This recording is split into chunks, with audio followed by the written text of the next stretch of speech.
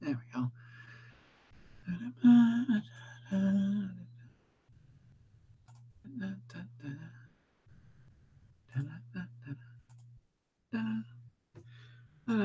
Now I gotta get the link into this place so I can call people there, and then set up the rules. Really?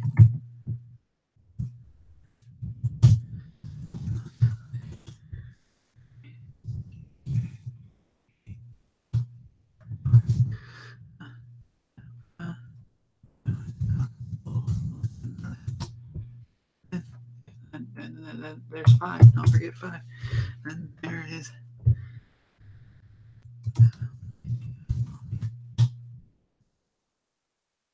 6 most important rule: have fun. Smiley face.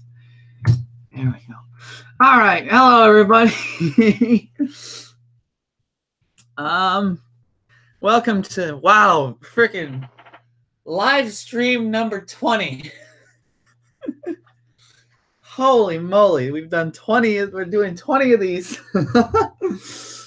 Oh man, it's been what, 4 more, and then it'll be a full year, a full 2 years of live streams. Hey, that's gonna be crazy. What's gonna be crazy? And 4 more of these, 4 more live streams, and it'll be 2 whole years of live streams straight. We've been every month. Yeah. That's crazy to think about. I remember when we were just like experimenting with the aspect of live streaming. I remember our experimental live streams. Oh man, that takes me back. All right. Well, I hope everyone's doing well in school. And so far, how was everyone's first month?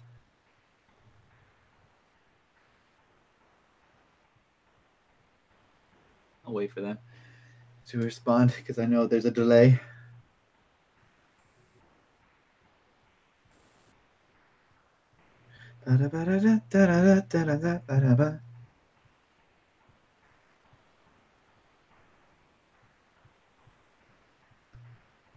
Yep, this seems like going good, going smoothly and stuff.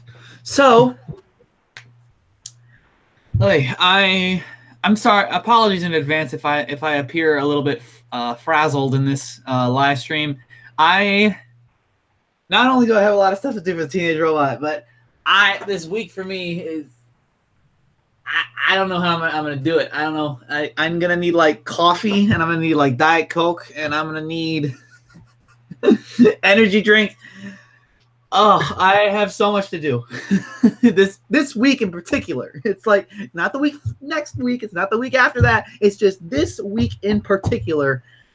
Everything has just been piled on. Every single class has a project due. I don't know what I'm gonna do. All right. Anyway, okay. So that being said, I am going to. Right now. I'm working on getting a Storyboard Pro on my computer, and when I got that on my computer, am I gonna have a much easier time doing storyboards on Teenage Robot? But on top of that, I can do some storyboards for classes that'll help out. So I am going to download that, which would username correct. That one's correct. Correct.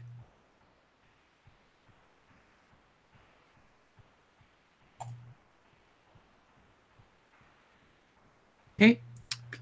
And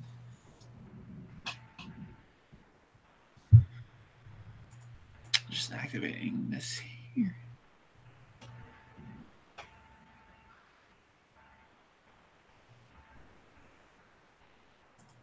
Okay.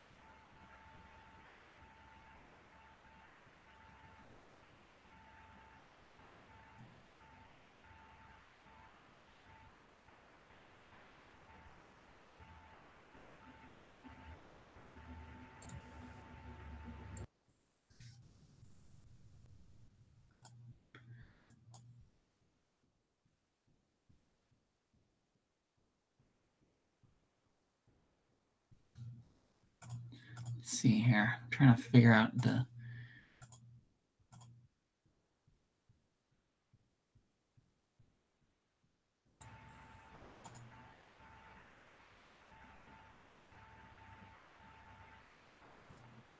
Dude, what crossover are we going to do with Teenage Robot? What crossover? As Brian Boyd. Well, like we've said in the past, we're trying to keep the show self-contained and try and not have crossovers at all. But we have one planned, and I believe right now we're keeping who it's being crossed over a secret. Leave it up to a reveal, like a surprise sort of deal. But there is a crossover. It's the Halloween episode, and yeah,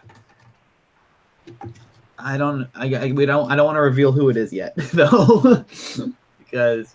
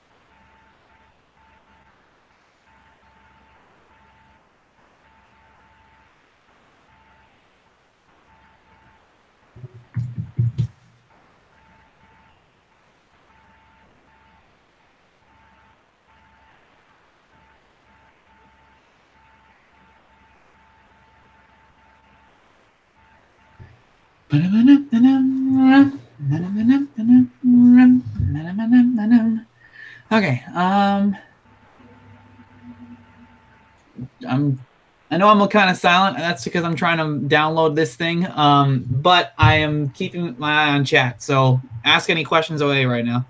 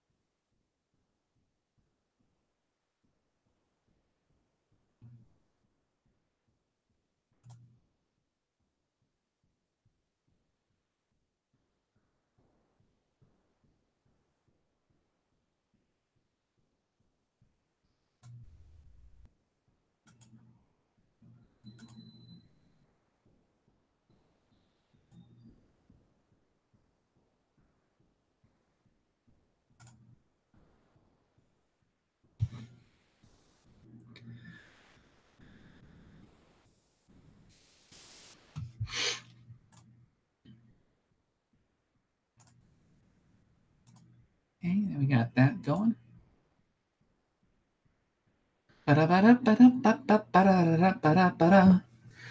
Okay, read that. Now it's downloading questions.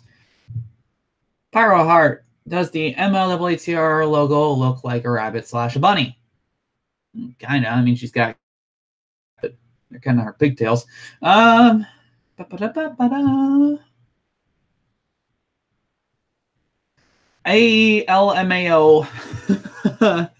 You guys have any ideas on what you want to do with season 5? Yes, we do. We have a general idea of where we want season 5 to go. Nothing locked down as to details and stuff because we've been working on season 4.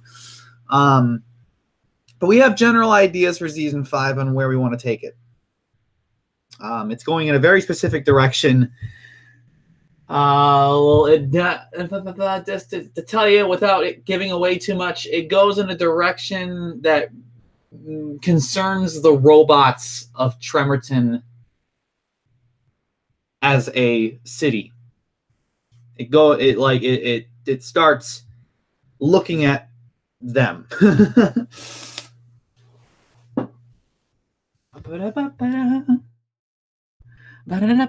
All right. Add that. And now I will have that program on my computer and I can actually start storyboarding much more efficiently instead of using frickin' Photoshop for storyboarding. Which, I mean, you can get storyboarding done in Photoshop, but it just takes forever. It takes forever. You gotta you gotta manage your layers. You don't have a timeline. You don't have a way of spacing out the boards. You just have a bunch of squares and your pictures, which, I mean, granted, that's how you classically do storyboards, but we have technology now. we can move forward from the very stagnant way of doing it and pick up the pace. I've been using Adobe Animate to do storyboards. There's better ways of doing storyboards nowadays. Ways that automatically make an animatic for you, like instantly.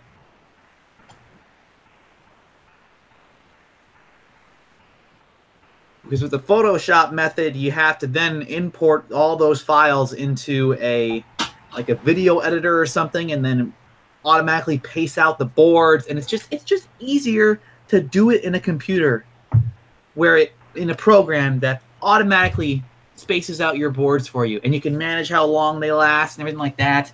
And then once you're all done, once it all looks pretty imperfect, you hit export, and then bam, you got an animatic.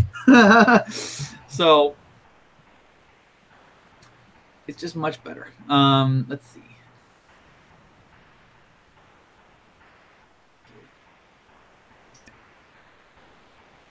Please allow that program to run.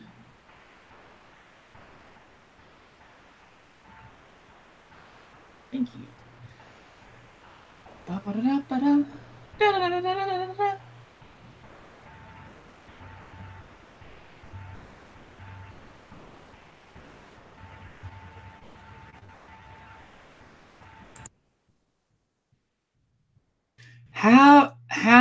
I heard, Creeper351 asks, have I heard of a game called Shantae? No, I have not.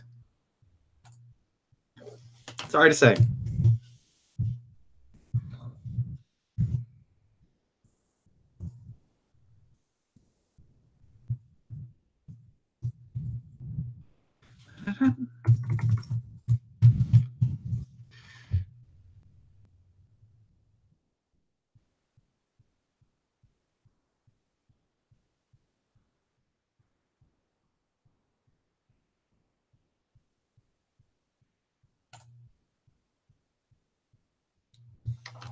All right.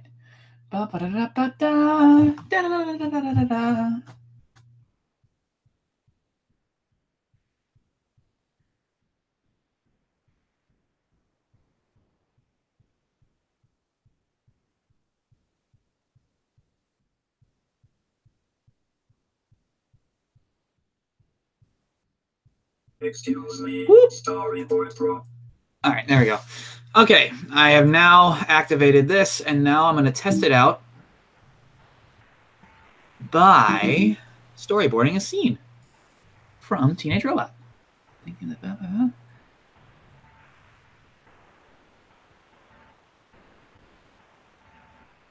Yeah, okay. Let's call this. What scene can I storyboard here? You know what? I might just honestly continue on the Vexus storyboard now that I am not freaking battling the computer. Let's see. Where did I last leave off on that Vexus storyboard?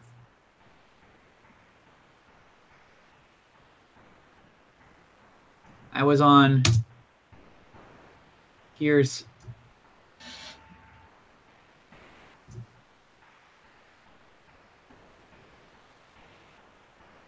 There's people asking if there's going to be a Five Nights at Freddy's Teenage Robot crossover. No. No.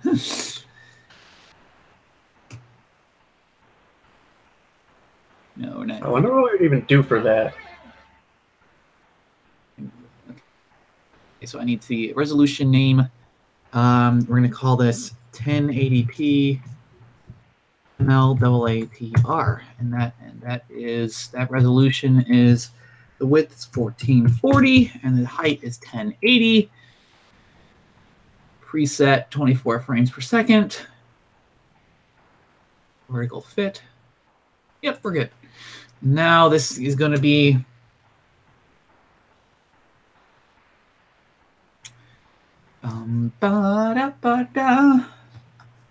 let's call this the Vexus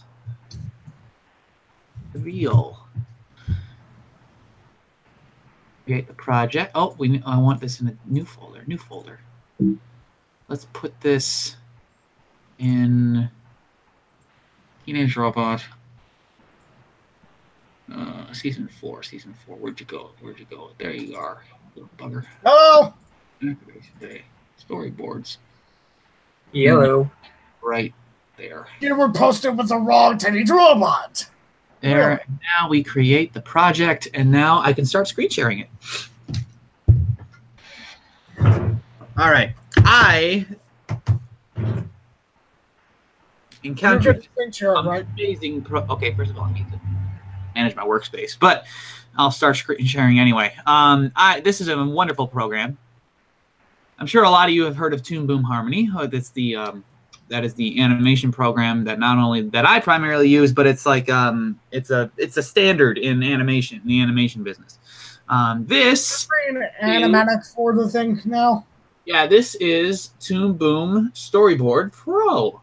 It's made by the same company, and it is built specifically, as the title suggests, to do storyboards.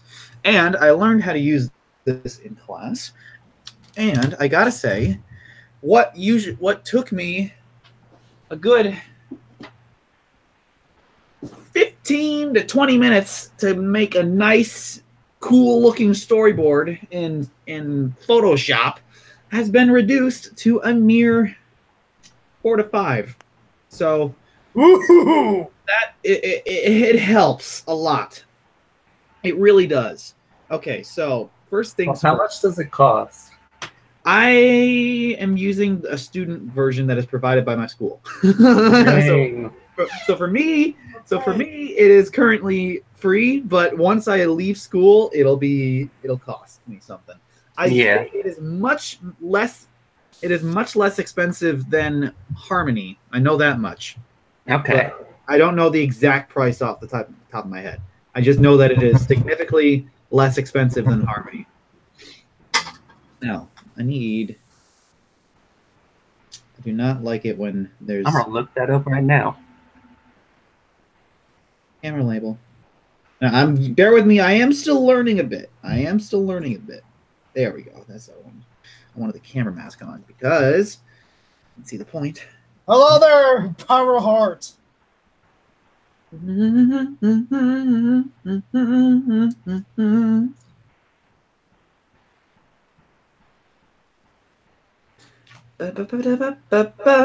All right, I'm gonna check out the questions.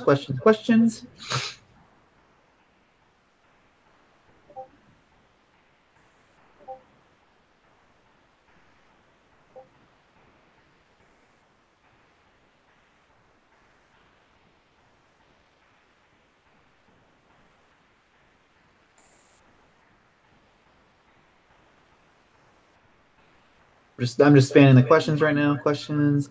I'm not seeing anything in particular.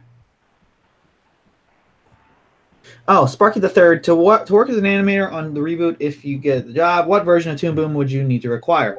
You don't need Toon Boom. You just need an animation program. I particularly use Toon Boom Harmony because I think that's what I learned and that's what I am most comfortable in using. But if you have Animate, Adobe Animate, or if you have what was that free one that OpenTunes. OpenTunes, yeah, that's it. If you have just an animation program and you can animate in the style, come on board.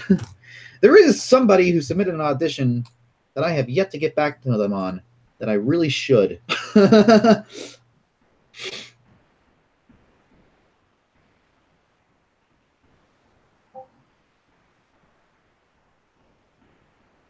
Yeah, I really should get back to them on that because their audition was good. I don't.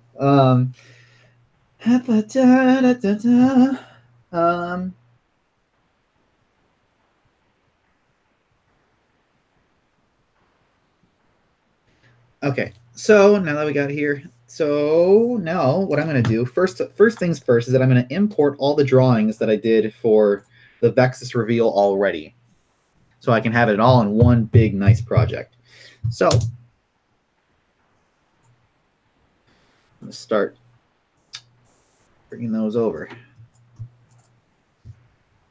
going to take a while, but it'll be worth it.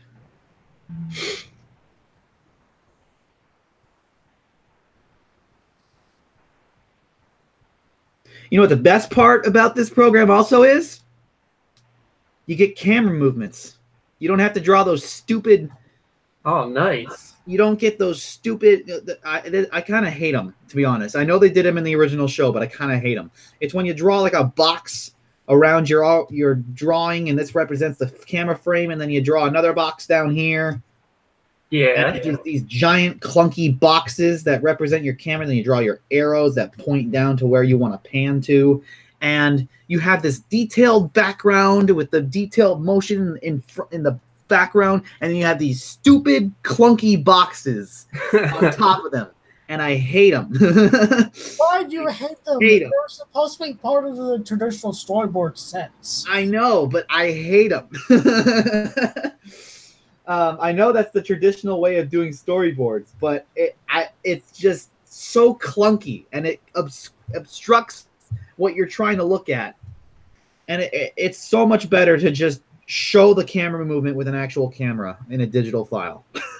So much better. Well, I mean, you really don't have to like put too much detail in the backgrounds for a storyboard. It's more for Right.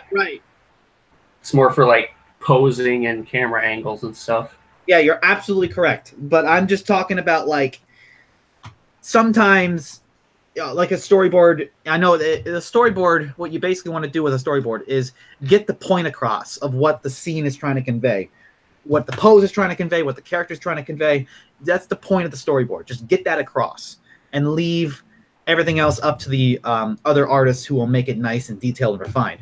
So, but sometimes you want to do like an establishing shot where I'll just show an example while my boards are loading in Photoshop right now. Sometimes you want to do like a cool establishing shot of like, oh, there's some clouds up here, right? And I don't know, there's like mountains in the foreground, right? I'm just doing a really quick sketch. Maybe a river coming down here. More mountains. And then maybe some, that's not the right brush. How about some trees, some nice looking shading. This is the roughest freaking sketch I've ever done, but you know what? That's what I'm trying to do. Is that you get this big detailed background, right? And then you want to go, okay, I want to start. Then you get the stupid boxes. You get, okay, I've drawn this big, beautiful, nice. I mean, this is not beautiful in the slides. This is a crappy sketch, but you get what I'm saying. You've taken a lot of time. You've drawn out this big, beautiful background, and then I'm going to put these giant, stupid boxes in the middle of it that just make everything look cluttered, and it's just hard to read because you want to convey that you want to drag the camera down to this mountain in particular. And it's just stupid. And that's what I hate. That's what I hate. Let me just... But yeah, that's... Anyway, I'm gonna get the boards in now. They have finished loading. So I'm gonna basically take a bunch of screenshots of the ones that have already been made. And the best part about these is that you've probably seen in the previous live streams is that the storyboards, they have all these little boxes and lines and stuff where you're supposed to fill out information like the dialogue, what's happening in the action. And don't mind the camera clicking. That's just me taking screenshots of the storyboard so I can put them in. But this storyboard program, it comes with, you can kind of see in the sidebars here, panels, bingo, look at that, dialogue, action notes, slugging notes, it's all right there, ready to go. It doesn't take up anything on the page, it's just right there. And so if I want to note like Nora Wakeman,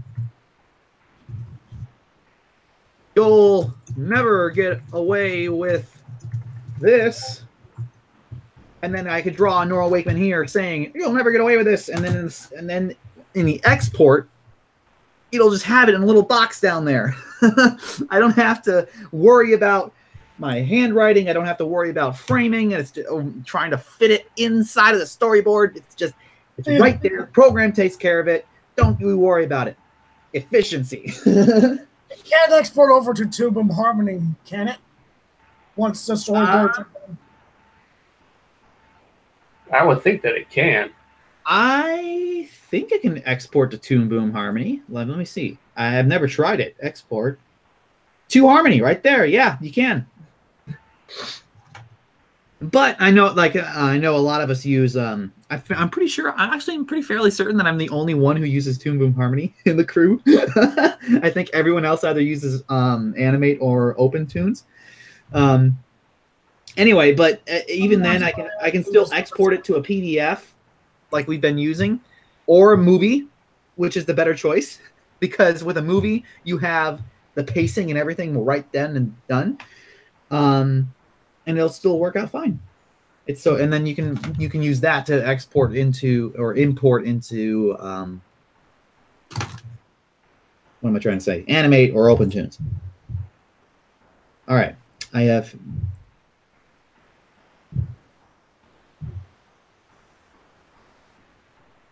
I'm going to import these now.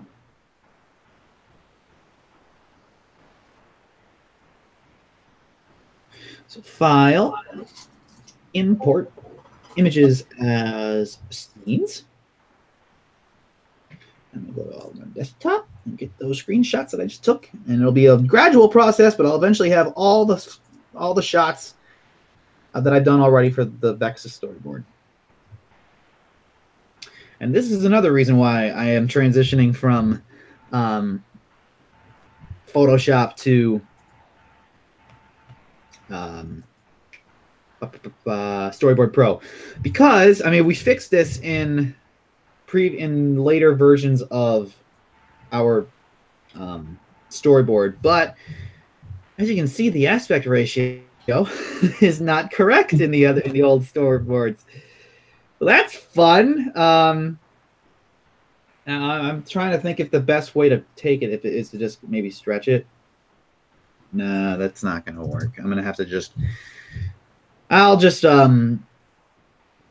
add some layers, or add some. What am I trying to say? Add some detail, fill in the gaps. Yeah, just extend the background. Yeah. It's not going to be. Well, it's not going to be too hard. So now I'm just going to go.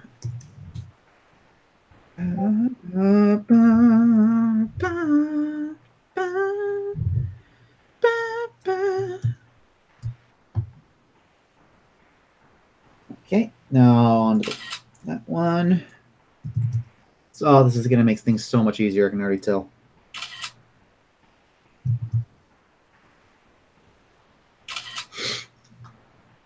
Okay, now import the next three. File, import images as scenes.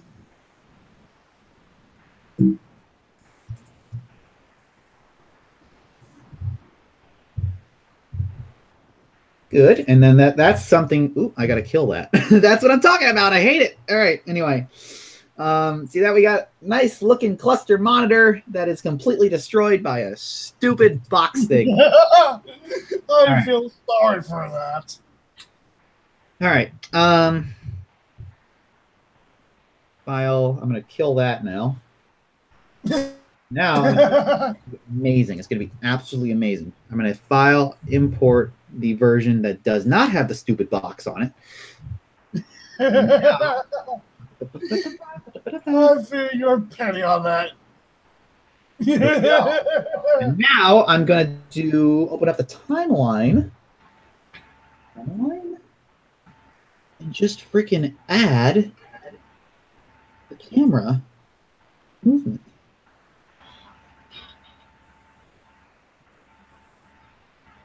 I'm going to go to my camera keying. Zoom on in. Wait, that is not the camera. I want the red. You. Thank you.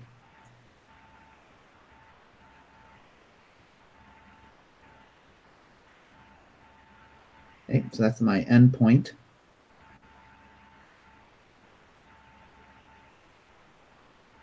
Good. Now, my beginning point is going to be right there. And up a bit. Allow the whole frame to be in there. Whole cluster screen. Good. And 1, 2, 3. Brian Boyd has asked that he can share a promotional card that he has made of Teenage Robot on Twitter. Let me read that.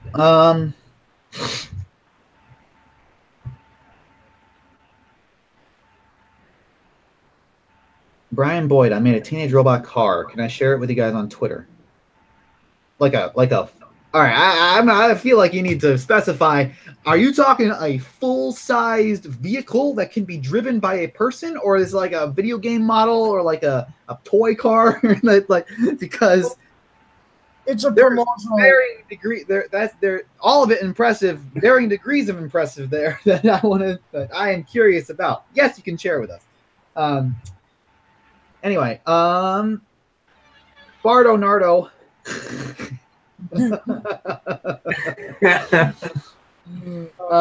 Teenage Robot Rebooted. Are you going to finish the Raggedy Android story? Raggedy Android is definitely a character that we need to finish. So yes, we need to come back to Raggedy Android at some point because that villain has gone unresolved. Don't expect her in season 4 though. We have not plotted her out for season 4. She's a season 5. Yeah, we got to wrap up. We might have her on season 5 though. Oh yeah, that's right. We are definitely going to because it's an unfinished storyline. We saw her take over that shop owner dude in Raggedy Android Returns, and we never see it again. And so it's an unresolved villain that we need to take care of.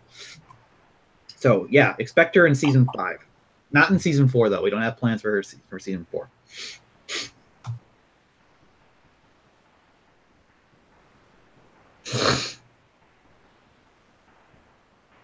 All right. So anyway, what I just did. Ta-da!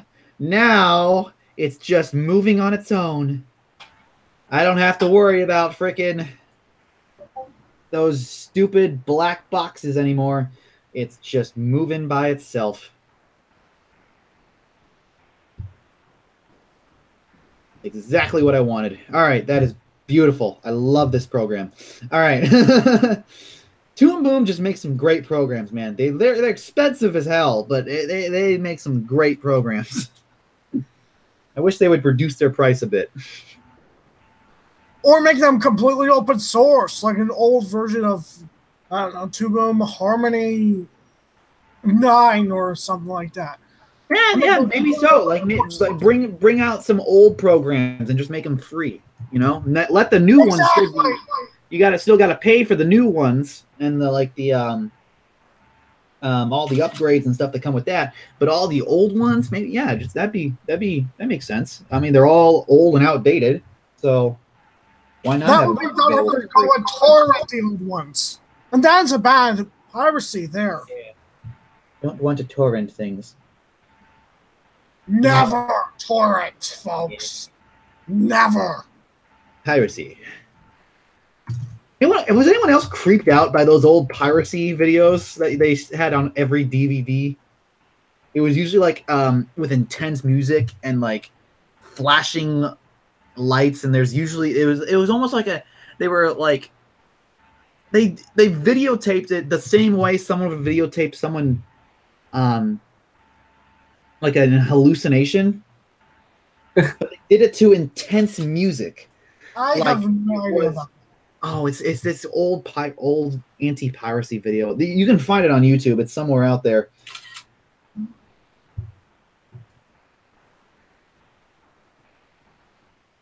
It's creepy. It creeped me out as a kid. Just because it was just the way it was filmed.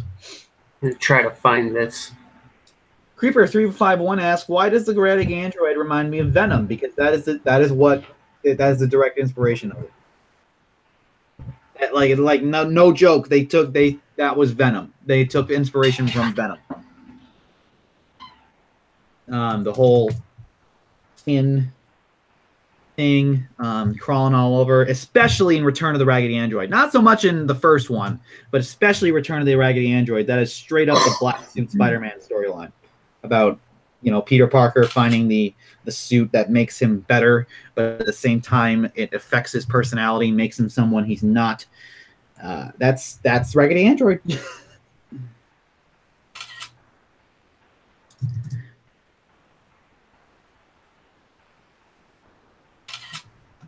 Oh man, all right.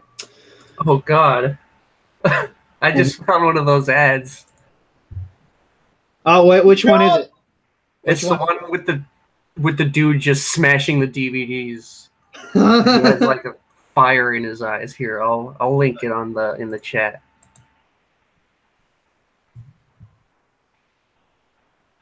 No, thank you. Oh, this is it.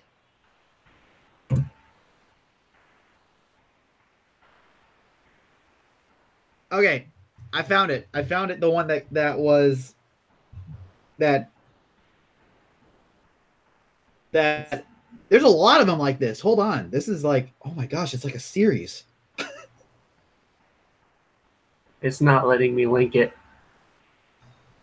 Oh yeah, I'm sorry. Only I can. I think it's how this is set up. Only the streamer can link things. So that being said, here is the one that I think this was the one that kind of freaked me out as a kid because everything was filmed psychedelically, like the camera's jumping all over the place, and with the most like you would a flashback, but it has the most intense music. So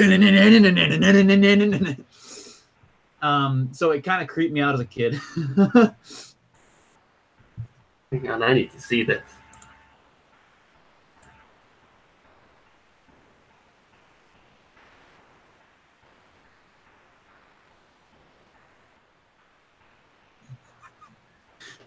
It was like too much to look at as a kid for me. I'm like, stop.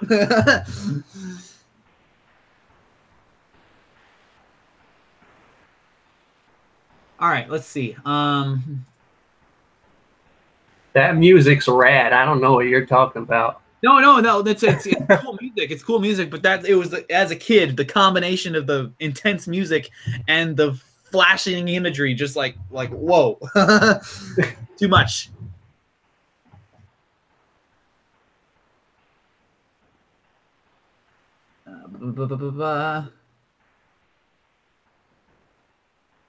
Spider fan question: before you named this My Life as a Teenage Robot Rebooted, have you ever thought of My Life as a Teenage Robot 2.0? Because reboot sounds like a reboot. There was a few name passes. I can't remember which one they were. Once Rebooted came up, we kind of, I think this was before, this was specifically me. This was before anyone was on the crew. Okay, I had a few name passes before. I think 2.0 was one of them. But the reason why I went with Rebooted is because it's a play on words. It's My Life as a Teenage Robot Rebooted. In this era of reboots, it was like, it sounded like a reboot, like a film TV reboot. But on top of that, it is also a term that you use for a computer, or in this case a robot, where you basically reboot it. You turn it on and off again.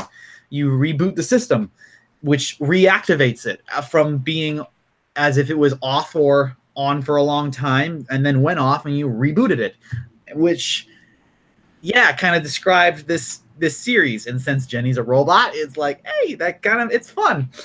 So yeah, you're right though, this is not technically a reboot. It's more so a continuation. If you want to get technical, it's more so a sequel series, but rebooted sounds nice. And it's a play on words.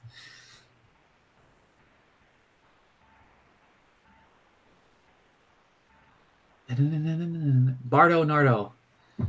Idea is to finish Silver Shell on Sheldon's arc again. If I get wants to finish the end of the audition script. Yep, the Silver Shell arc is definitely an arc that needs concluding too, because he kind of just dropped off the face of the planet in the middle of season 2 as well. Yeah, like where did Silver Shell go? Where did he go? All right, let's see. It would be funny if Silver Shell was trying to help, but then Sheldon would not be with Wakeman at that point. Pyro Heart, any ideas of Jenny? Sheldon. And any ideas of Jenny with some Alien versus Predator references? You mean like a crossover battle? Where it's like, these two were always in the same universe. You just never knew. They were just references.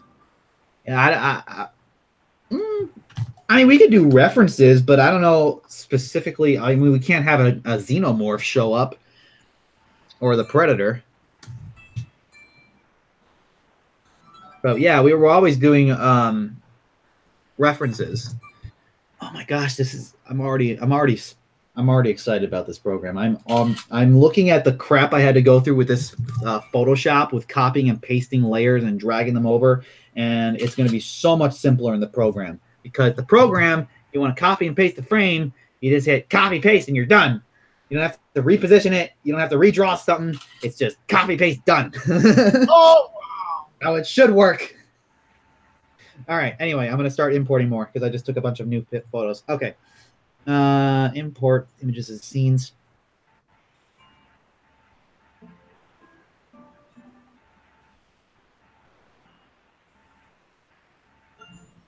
Although I guess I have a brief complaint about this program. It has a weird way of saying shots. It calls shots scenes instead. I mean, I guess that's just the film language, I guess, but of the program, but that's my one complaint about I have with it so far, is that it calls shots scenes when it should not be that way.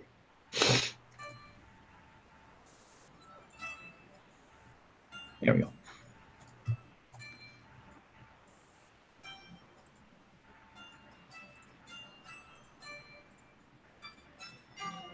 That's odd. That's odd. Import. Let's try and import that again. Gave me an error message. Maybe I'm trying to import too much at once.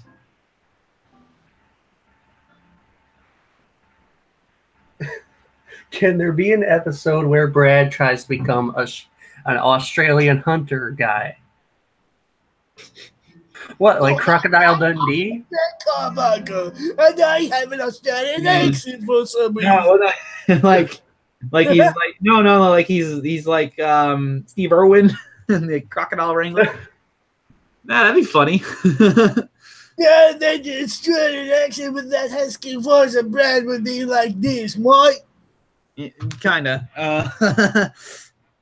Work on the accent, but Who knows?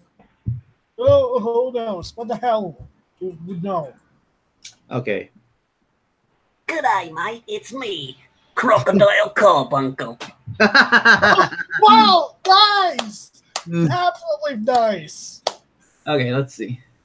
Hey, look over there. He's a teenage robot. Wow, that's a direct reference to the Ice Age 3, I think. What's the character mark?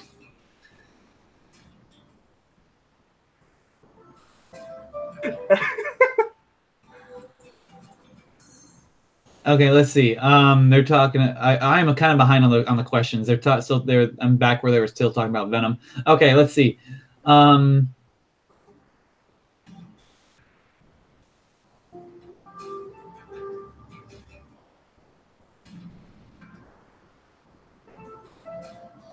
Will there be an episode or slight reference to the voice actors or voice actresses at some point or something like that? That's what Green Geld has asked. I'm hold on. I'm gonna have to read that. I didn't quite comprehend that. Whoa! All right, hold on. My computer just got a little screwy.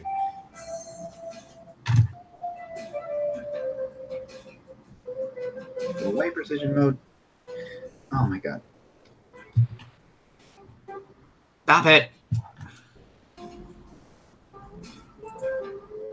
Oh dear. Freaking precision mode. Okay, hold on. Okay, my tablet has a precision mode, and it's honestly just annoying. Because it sometimes just activates. Hold on. What button was it? No. There you are. Get away. Thank you. There we go. Okay, it's gone. My bad. Where was I?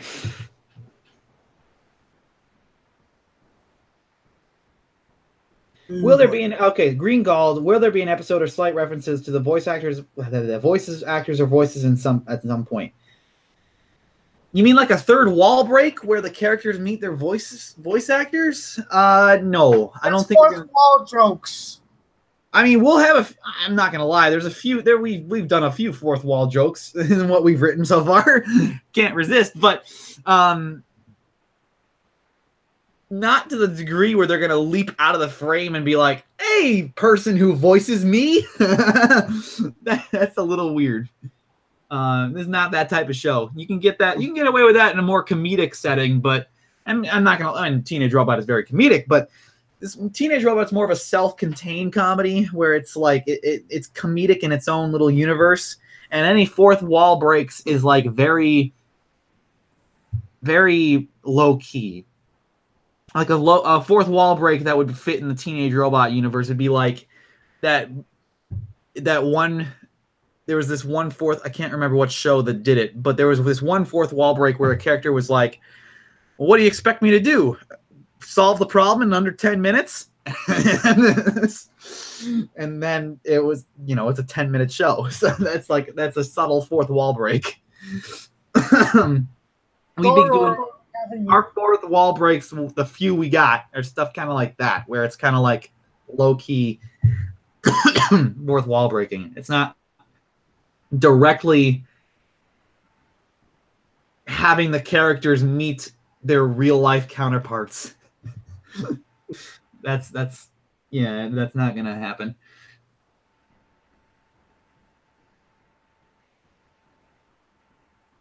Can there be an episode, Brado Nardo? Can there be an episode where Brad is revealed to be Godzilla Mendoza this whole time?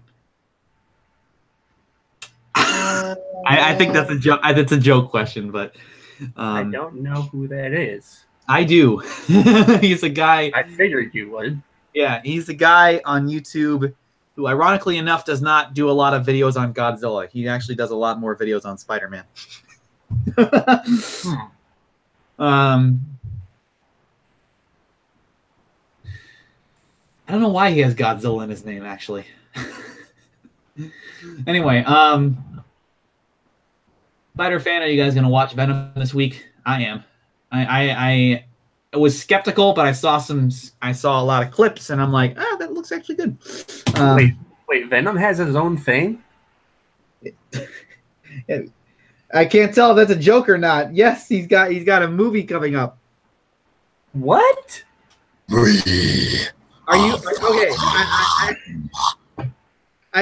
Are you being sarcastic right now or no? What? No, I genuinely did not know this. Oh yeah, he's got a movie about to release next week.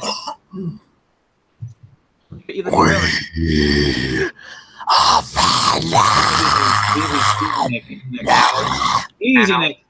Yeah, it hurts people's ears. God, that's awesome. I'm gonna have to go see that. Granted, this is what made me skeptical. I gotta warn you. Spider-Man is not showing up. It is a Venom solo movie. It is an origin movie about Venom without Spider-Man, and that is what made me skeptical to begin with. And then the links in the Hangout chat there for the first trailer. That is what made me skeptical about it. But everything other than that seems to be faithful, other than the Spider-Man connection. And that's because right now Spider-Man's with Marvel, and that's. But hey, they said if the film does well, they want to open up talks about crossing over. So here's hoping. Anyway, do we ever have any hilarious moments while making the reboot? have you been okay? We have a lot of hilarious moments. Yeah, I gotta. Quite a few. Okay. Yeah, there's been a few moments. Yes. I mean, I don't know how much we're going to be able. I don't know how much we have documented and how much we have recorded, but I mean, it's no secret that the production crew has weekly meetings where we all hang out, basically do this exact same thing with the Google Hangouts. But instead of it being public, we have it. It's not public, but it is archived. So we have all sorts of that sort of thing. So yeah, there's definitely been some moments where we crack each other up laughing when we were writing the scripts, or we come up with something new, or a specific little moment that the character can do. And it's basically how we write the comedy. If it makes us laugh, we keep it.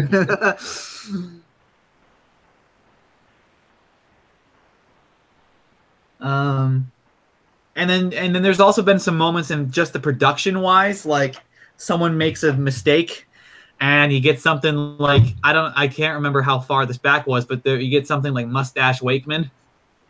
That was a long time. Where I think it was, I was trying to copy and paste. It was drawing a storyboard.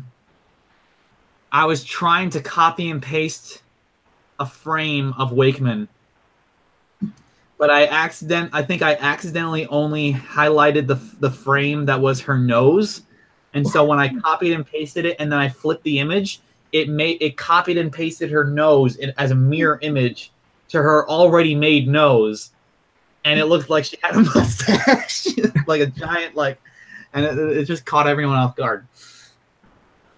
I don't know where that image went though. It's like buried somewhere because I kept that, but.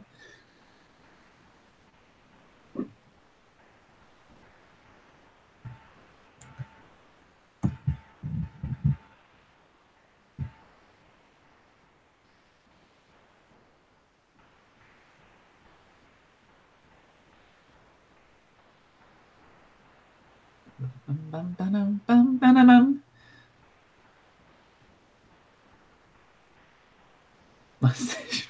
Please, Green Garl, please reference Mustache Wakeman in the series. Just her going through disguises or something. Oh gosh, it's like I already sketched it out.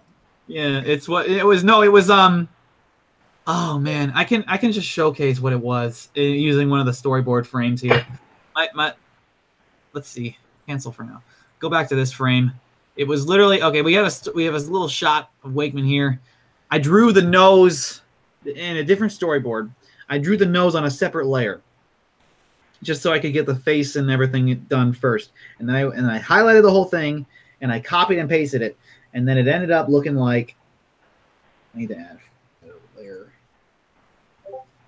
It ended up looking something like this, where nose like that. He looks nothing. And then I basically just went with it, and I just colored the whole nose in. To me, Wegman looks like that. Oh, that is even more hilarious. And that was Mustache Wakeman. Yeah. Yeah. So that was the mistake. Anyway, I think you put a mustache on the microphone too, doing one of the casting calls. Let's see. Import. I gotta get these other frames in. All right. You better go do that.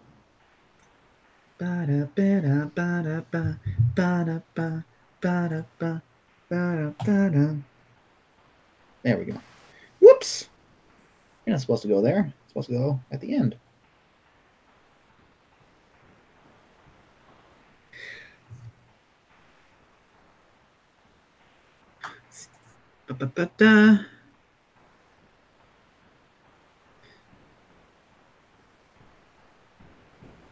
Import images scenes. Okay. Let's try and do a group import now. The import seems to be working again. There we go. Cool. Okay, now I got all these in. Still don't have them all in, but it's getting there. And then if you watch the timeline, it's like, oh my gosh, it's automatically making a storyboard for me. Or an animatic. She looks like, oh my gosh, look at that. Whoa, whoa. And then she's walking forward, and then, oh, where's the world of the guards? Looking for someone? Bam! And then, there's Vexus. There she's getting closer. Then she smiles an evil smile. Hello. And there it is. So much easier. I love it. You're having too much fun with this. But I like it. You're having too much fun, but I like it. This is activation day. All right.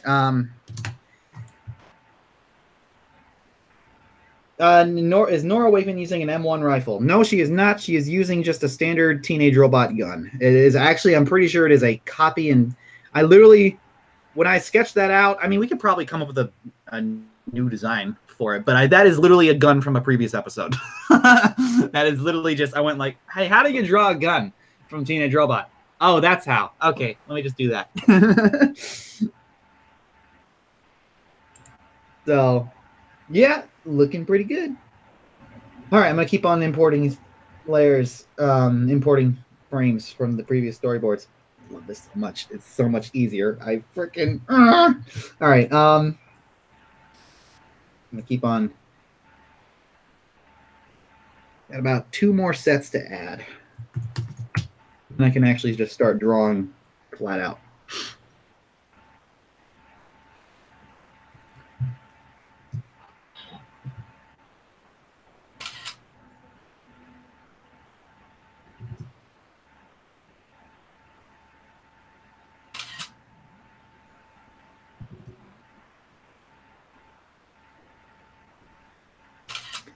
Okay, and then one more. What is love? Actually, I think there might be a 9. I have about 8 pages, like, of the classic pages done, but I think there might be 9 boards out there. That the other one just got saved in a wonky place on my computer somewhere. I just got to dig up. But because I remember Yeah, it is hidden somewhere because I remember drawing it on stream. It was with the claw, and then Nora being in the middle of it. Yeah, there is another board out there that I just misplaced.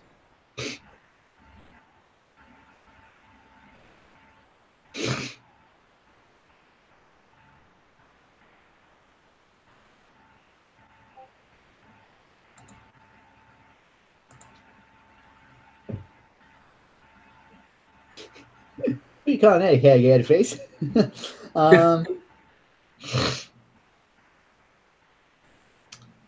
Power Heart, I seriously think we need a Vex plush, then my life would be complete. We need freaking we need action figures of a ton of characters. Can you imagine how cool a XJ9 action figure would be? You could have like interchangeable parts for her weapons and stuff. You can interchangeable pigtails. Heck, you could probably, if you're clever enough, you could probably even have like a little compartment in the back of the pigtail where you can just pull out the thruster. Oh, that'd be so cool. And they all come to life. Toy Story. All right. Let me import. They form an army. Run of Jenny. Start.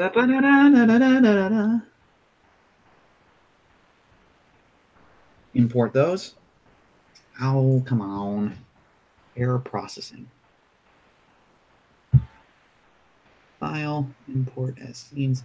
I think what happens is I have to click on something. Every once in a while when I'm trying to import images in this, it gives an error processing. But I think what has to happen. Yeah, that's what I've been doing wrong. Okay, yeah, that was my fault. It wasn't the program's fault. I always had it clicked away, like from where I'm supposed to be importing it. Like I had it clicked. See how the red bar is highlighted? I had it clicked on like a different location. Like I had it clicked up here. So now the red bar is highlighted the red box is highlighted this section up here. You can't import there. You got to import onto this timeline here of your boards.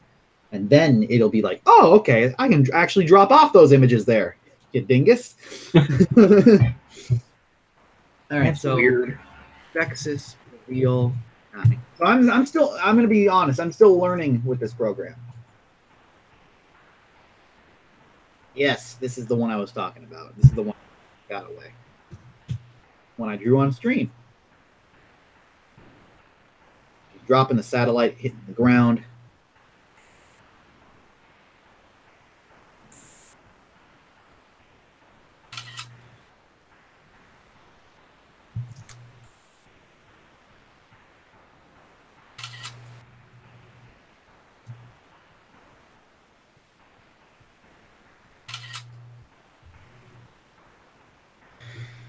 Okay, and then import those final little scenes. Import those final little images. You know, the program's making me think. Me confused.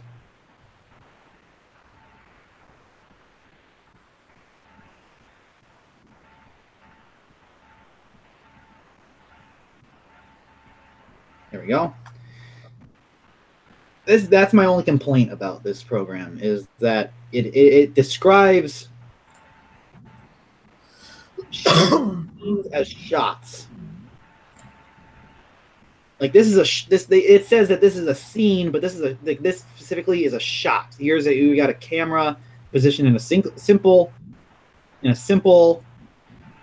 position, one position, and then that is one shot right there. Door opening, Nora looks up. That's another shot. But the program says it's a scene. No, this entire thing is a scene. This entire thing is a moment in the film, the scene where Vexus reveals herself to Wakeman. That is a scene in the activation day. This, though, is a shot. Anyway, that's a standalone shot. This is another.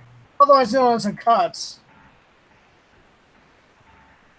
And that together, that's together. This is just storyboards for an episode. Yep. Hello, Kristen. Hello. And then that's a single shot. And then these are all my life stage robot group. they're all part of the same shot. That's a different shot. That's a different shot. These are all part of the same shot. There. Take it on in there. That is part of the same shot. We're following that thing hit the ground. And then that is part of the same shot. Now we have all the boards nicely and paced out. Now I can actually time them correctly. This makes things so much easier. Oh my god, this program's amazing. I have the free version, but I gotta like start saving up for when I actually get the. I can't live without this program now. All right, let's see. It's gonna be way too much fun. Vexus, Creeper 351 is Vexus is currently holding a satellite. A very mashed up, broken satellite. That's why it's in pieces, it's crumpled up, not looking good. Otherwise, that right there, this right here, it did not register my color. There. Hello, Constantine. Yes. Right here, this little bit right there. That is why it is all bent up and stuff, because it's broken. All right, so now I can actually start timing this out. Like that needs to be quicker. Shorten that.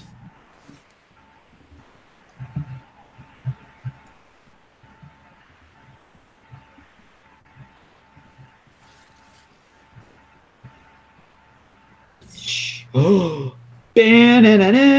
all right, so and we have that a little bit more delay on that reaction. Okay, all right. And I can probably add a camera movement. Oh, I can add. It also allows me to be creative with camera movements because now I'm not restricted. Oh, I feel like it's a new world. All right, I need... Rob Renzetti's the real creator of the show.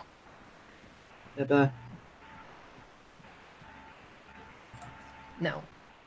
Nope, this is the... No, Duck Fan 15 Productions. We are the fan-made one. Robin Zanny's the real one. Yes, we are the we are a fan-made group or a fan group. Rob Renzetti is the guy to talk to if you want to talk about the original creator. Oh dear, Mistress wants you to know her. What? Hold on. That's me, Nathan Sampoy. Easy there, Nick. Okay. Okay. I'm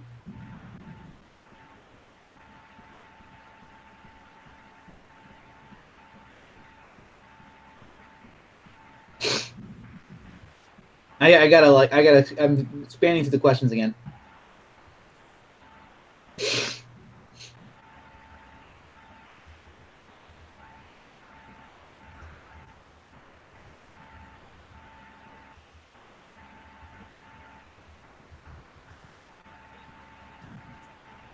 Hello, Mr. Creepypasta. I have noticed you. All right. Oh, Duck. Yeah, I want to specify this. Duck Fan 15 Productions, MLaaTR. Are you the real creator? Yes or not? None of us created Teenage Robot. That's like I said. That's Rob Renzetti you're looking for. What we're doing is that this is a fan-made production that we are unaffiliated with Rob Renzetti. He knows of us, but that is the extent of our knowledge of each other. He has not contacted us. We don't contact him. So this is a fan-made production. of Teenage Robot. Fan made. Anyway, moving forward. 12th Kid, I just joined. How's it going? Doing well. I am having a lot of fun in a new storyboard program. Way too much fun in mine. And I can have, and I'm gonna have a lot more fun because I'm more detailed too. Like this shot, I can draw instead of just drawing this blatant arrow. I can actually just draw Wakeman coming forward. And I can probably get. I think that's a glitch there.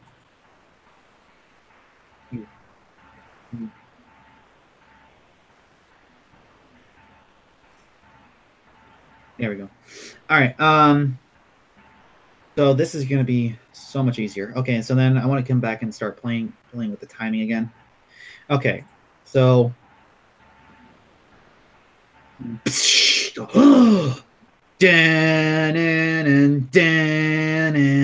okay, that little more time. Need one more time on the reveal there.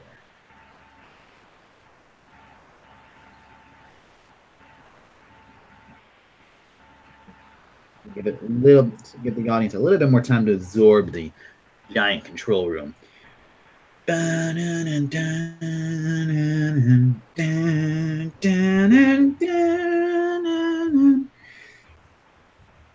Okay, looking good. Draw that out a little bit more. Maybe have the camera end again there. You can have a little bit more of a break.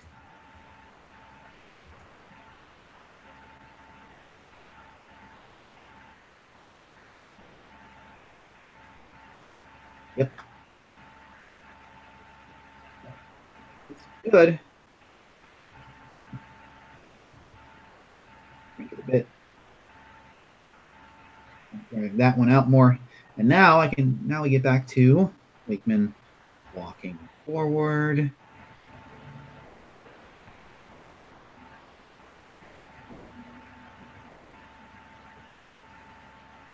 This one I can be more detailed with because this is supposed to convey that she's walking past some things. She's looking around, and then she notices this.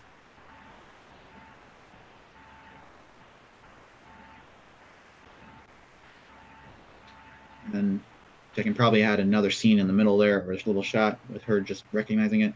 Oh, that's got to be much snappier.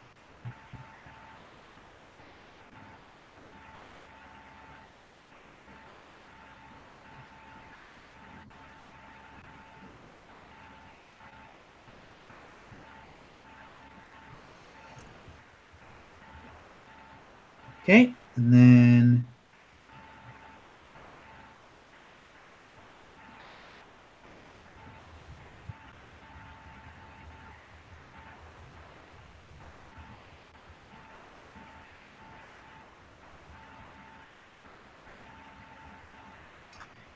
cool, and almost there.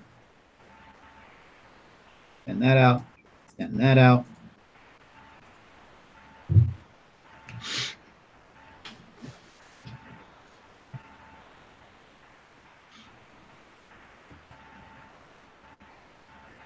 Okay. Da-da-da-da-da-da. Da-da-da-da-da-da.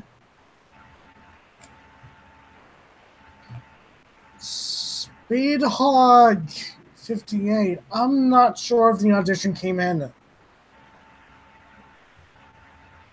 That's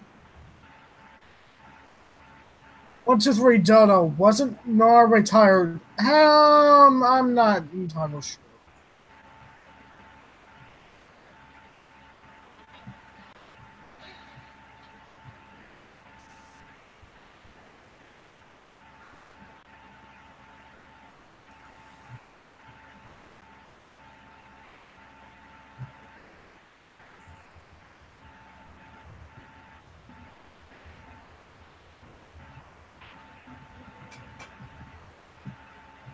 Yeah, that's looking good. It's looking good.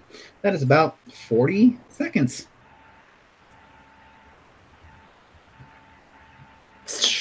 Whoa.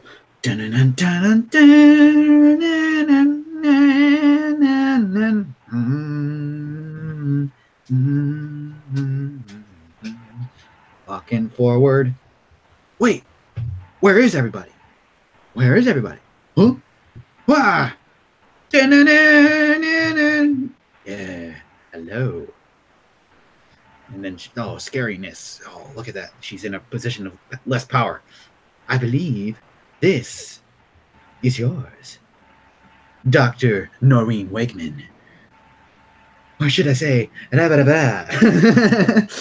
that's good. Look at it, good. Okay. I'm looking at the questions again.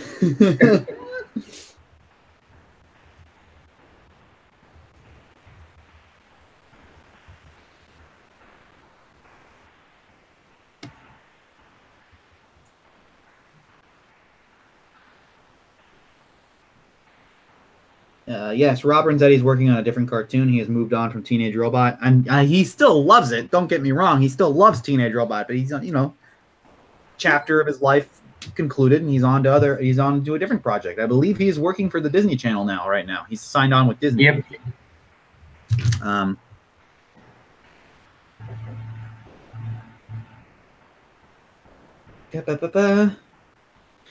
Green Gald asked question. It's a little off topic, but have you guys seen the new Queen and Bumblebee trailers? Sorry if you already answered. I wanted to get thought of them. Sorry for that. You're not badgering. I don't know what Queen is, but Bumblebee. Ever since they showed the G1 stuff, I am freaking excited for. Queen is a British band, and Bohemian Rhapsody is their film adaptation. Okay. Oh, right. That's what you meant. That you meant. Yeah, that movie. I have not seen. I don't think I'm not too interested in documentary movies that much. I mean, sure, if it's a big topic. I mean, Freddie Mercury's a pretty big topic, but you know what I mean. I'm not my forte. I'd be more interested in if it was like a you follow. It's kind of I'm more interested in nature docs, not human documentaries. But Bumblebee, though, they showed in the trailers a brief skirmish on Cybertron, and they got my ticket. I'm sold. I'm gonna go see it, even though I'm probably gonna have to sift through a lot of human, the bots arriving on Earth again, and here's another human that's like, oh, we have to protect the humans, and we have to save them from Lord Megatron. And then can't we just have like a whole movie on just Cybertron and have like, because there's some really cool stuff in the lore of Transformers with before they got to Earth, like how their civilization fell, their giant war that destroyed their planet, Trypticon, freaking it's a Decepticon who's a city who turns into freaking Mechagodzilla, and it's just. I am Optimus Prime, and I send this live stream to all living Autobots. Exactly. That's my impression. I can do Sentinel Prime by Leonard Nimoy. Oh, that's cool. That's true. That's actually. And Megatron. Yeah. That's what I want to see. I want to see just a full movie on Cybertron, the prequel, the one that where you see the entire civilization fall, and it ends with them getting on the Ark and blasting off into outer space, and that would be a cool Transformers movie. I'm kind of getting bored with the whole thing, whereas they crash down onto Earth and we meet a human, and then they're like. And then we have some quirky comedy of them trying to fit in. They're breaking things because they're so big. It's okay to have opinions. It's just the same stuff. Yeah, Michael Bay. What the hell? That's why I'm excited for Bumblebee, because there's going to be a brief moment where we're going to be on Cybertron. That's what I'm like. Yes, that's where we're going to go.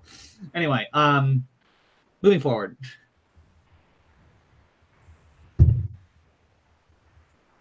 Why isn't there a meme of Nora as a woodpecker? I don't know. Can't say I know.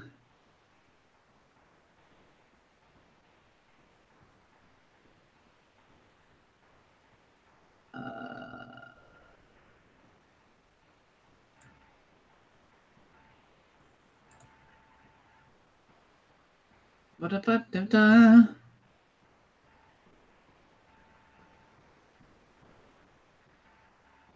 Okay, I gotta keep on. I am behind on questions.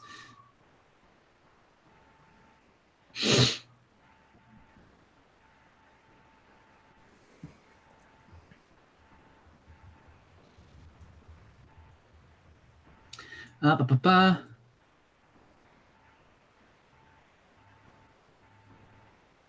I know what Queen is. I know what the band Queen is. I just, Mr. Creepypasta, I just didn't know what he meant by Queen. He said Queen and Bumblebee. And what? I know what he meant by Bumblebee, but Queen can mean a lot of things. I know the rock band Queen. I got it. Soundwave superior, Michael Bay inferior. True words. True words. Mostly disagree. Soundwave. I have autism. Soundwave is best Transformer, especially the Prime incarnation on the Transformers Prime Soundwave. That's amazing. I love it. Anyway, he's one of those. He transforms into one of those silent jets that that are like those silent stealth flyers. And he's completely silent throughout the entire show, and that's so cool. He's Decepticons, we have located the shard. Yeah. That's how That's how Frank Welker does it. But then they put also him known as Boskov from Evil Con Carne. Yeah, he does. Frank Welker is a voice actor god. True. He does. He's done things. He's done Megatron. He's done Soundwave. He's both of those. He's done Freddy from Scooby-Doo. He continues to do Freddy from Scooby-Doo, I should say. As well as Scooby-Doo. Yeah, now he's also, ever since the original voice actor for Scooby died, he has taken up the role of Scooby. And he also does what he did, the barking for Cujo in Cujo. That was not a real dog. That was Frank Welker going insane on a microphone. He did the Sharp Teeth from Land Before Time. All those roars were Frank. Again, he helped do some roars for Lion King. He was Slimer in the Ghostbusters cartoon. He's just done a ton of crap. His vocal range is amazing. Let's see. Anyway, let's see. Does anyone know one of the writers came out with Hero? Ba-ba-ba. Ba-da-ba-da-ba.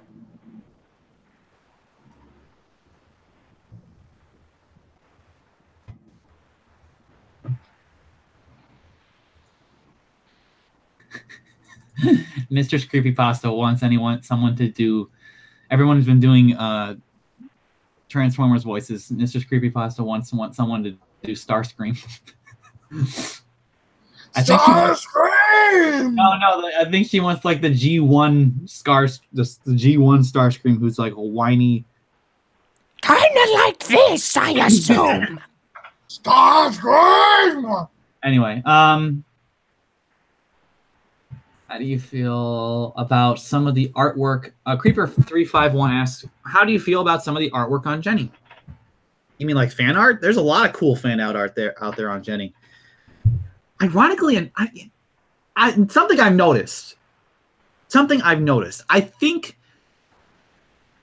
if I had to say which 3 countries are biggest fans of the show. Don't be offended if your country is not on this list. It's just something I've noticed being a part of the community now for a couple of years. America, Japan, and Russia seem to really like Teenage Robot.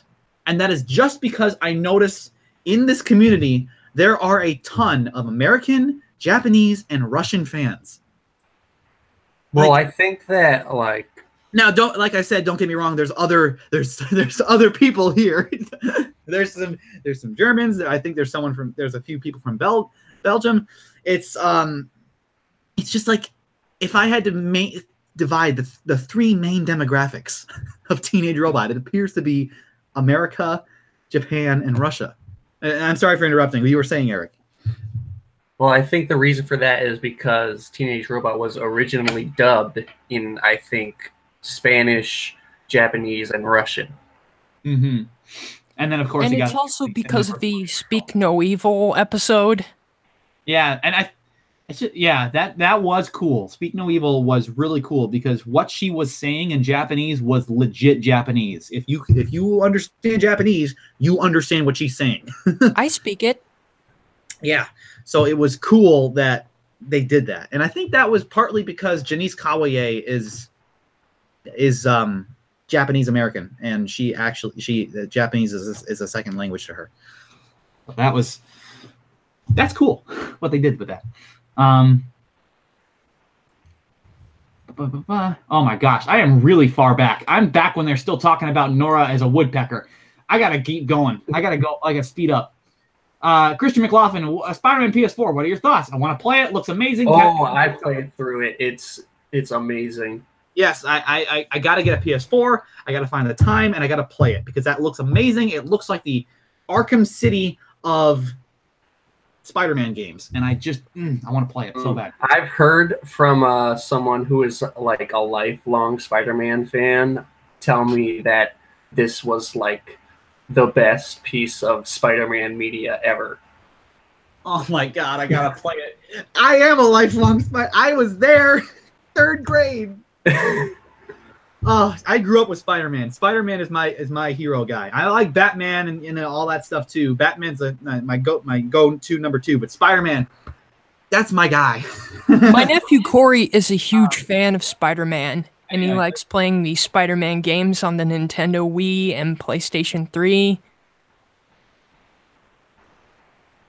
Okay, I gotta pick up the pace. Questions. Okay, I think I finally reached the bottom. Thank goodness. I'm sorry if I missed a question. Just ask again, and I'll see it. Okay, Bardo Nardo, how would you handle a teenage robot video game? I would do it like in kind of an open, not an open source. That's the wrong word. Open world. That's it. I would probably, if I were to do a teenage robot video game, I would do it in the style that I know best, video games. Actually, harking back to what we were just talking about. I played as a kid. I'm gonna work on this as I talk. As a kid, I played Spider-Man 2 on the GameCube all the time. That was the video game that that was the one video game, I think, the first video game that I wanted to play from start to finish. And I think that's the first one I actually accomplished too. Like I completed that game, other than all the side quests of like the races and stuff. That's the stuff that I'm like, I don't need to do that. But is it also because of Bruce Campbell as a narrator? Well, yeah, Bruce Campbell is awesome. But that wasn't there. I was mostly because it was Spider-Man. That was the reason why I was playing the game. But that was the first game, I think, that other than all the racing and the tokens and the side quests and stuff, that I, as a kid, played from start to finish, and I'd like completed the game. And so if I were to do a teenage robot style video game, I would honestly go back to that kind of style where it'd be the city of Tremerton. It'd be molded, it'd be modeled. You'd be able to fly around in it as Jenny, all that stuff. Maybe have a portal in there somewhere so you can go to Cluster Prime at some point. Have that as or maybe like a DLC maybe. But then you would have basically stories and stuff that take place, and you have to fly to those locations and deal with them, like crime going on, that sort of thing, and just have kind of that open world style. That's how I would handle a teenage robot video game. I would try to do like a fighting game or something. Yeah, that would be cool too, where it's like you can play as Vexus, or you can play all these different villains and be kind of like a Mortal Kombat style thing. That'd be cool too. That would be awesome. I've like already been planning out Jenny's moveset in my head.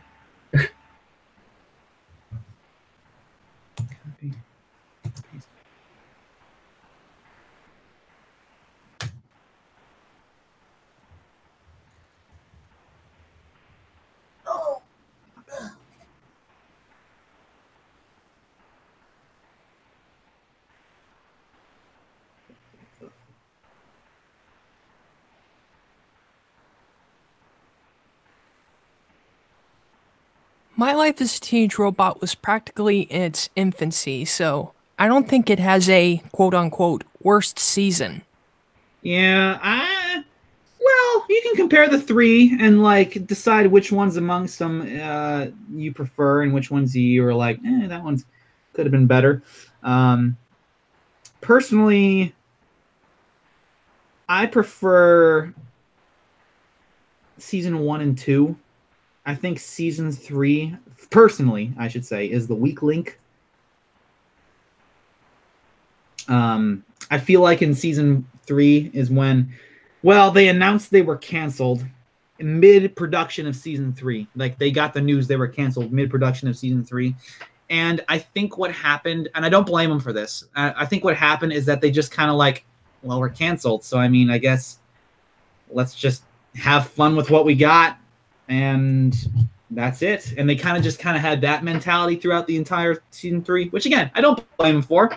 Getting canceled mid-production is kind of rough. But it just felt the tone was different in season 3, and I didn't like the new tone. I liked in the season 1 and 2, it had moments where it was serious and moments where it was comedic and it was clear cut, and it took itself generally seriously. There were plenty of moments that did not take itself seriously, but overall there was like, if we had to have a serious moment, we would have a serious moment in 1 and 2. Season 3 came along though, and I can't remember a single serious moment in season 3. I can't recall a single moment where Jenny legit felt like in trouble or left out or something, or like it was legitimately facing a problem that affected her dearly. I can name a good list of them in season 1 and 2, when she was feeling down or something like that legitimately. Season 3 though, I can't think of one. Everything was kind of taken with a comedic tone in season 3, and I don't like that. I didn't like the overall comedic tone. I liked it when it was more spaced out, where it was like we'd have moments of comedy, we'd have moments of seriousness. I like the melting pot better. What do you guys think? I'm a season 1 man myself. I'm a season 1 man myself. Okay. I was unfortunately with season 3, but I'm not sure about that. But I don't know. Let's see. Okay, I'm just going through them again. Jenny Wakeman. Neon Juma is awesome from MLaaTR merchandise. Yes, I think she's a she. Neon Jima, I think. Fairly certain. Wait, who? Neon Juma. She's on DeviantArt. She cosplayed as Jenny once, and that went around the internet, the community, for a little bit. And like, she wasn't like a weird hybrid of human robot. She like literally just built a Jenny suit, and which was kind of cool. But she primarily makes all these plushes and stuff like that, and some pixel art, I think. She's cool. I think, okay, correct me if I'm wrong. I think she's a she. But I could be wrong. I'm sorry if I am.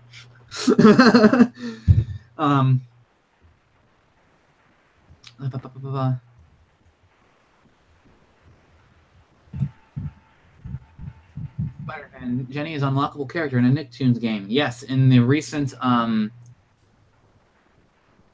Super Brawl universe, Jenny is a character you can unlock and play as. Yeah, Jenny looks ridiculous. Oh yeah, okay. It's cool that Nickelodeon is. Well, I don't know if actually, to be fair, to be 100% fair, I don't know how much Nickelodeon had a hand in creating that game. It appears to be, okay? It appears. I could be wrong. They gave the license to another company, and the company made that game for Nickelodeon. That's what Nickelodeon didn't have a heavy hand in making that game. I don't think, than the Super Brawl universe that you can download on your phone. Welcome, Sam. Because well, I feel like they didn't have a good hand in it because there's a few quirks in not only Jenny, but in some of the other character models and stuff. There's a few design quirks that the other. Yeah, sorry I'm late. Let's see who's here. Everyone. Yeah, just working on a malware lab. Yeah. Yes, that's okay. But as I was saying, I don't think Nickelodeon had a heavy hand in making that game. From what it seems, on outside appearances at least, it feels like they ordered it from someone, and then that someone made the game. Maybe it's a fan-made game. Wait, what game is this? It's Super Brawl Universe that's available on the phone.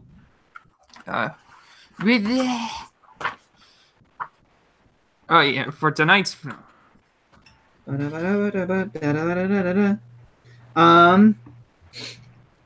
Because there's a few design quirks on them. Like Jenny's pigtails are a little too close together. I'm nitpicking though. It's cool regardless. It is cool regardless. I should say right here and now. It's cool that she is in the game to begin with. On Super Brawl Universe, you can go out, get it on your phone, you can download the game, and you can. It's kind of a Mortal Kombat sort of style game that you can play as Jenny. That's cool.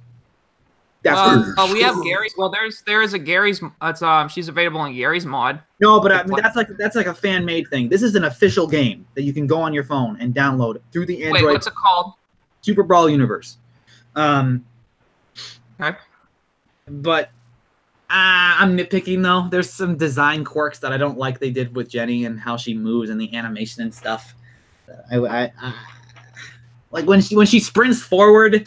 She does this. She gets out the rocket skates, but she does this ballerina kind of pose. Yeah, like a figure skater. Like a figure skater. Okay, at least she's finally put in another game thing.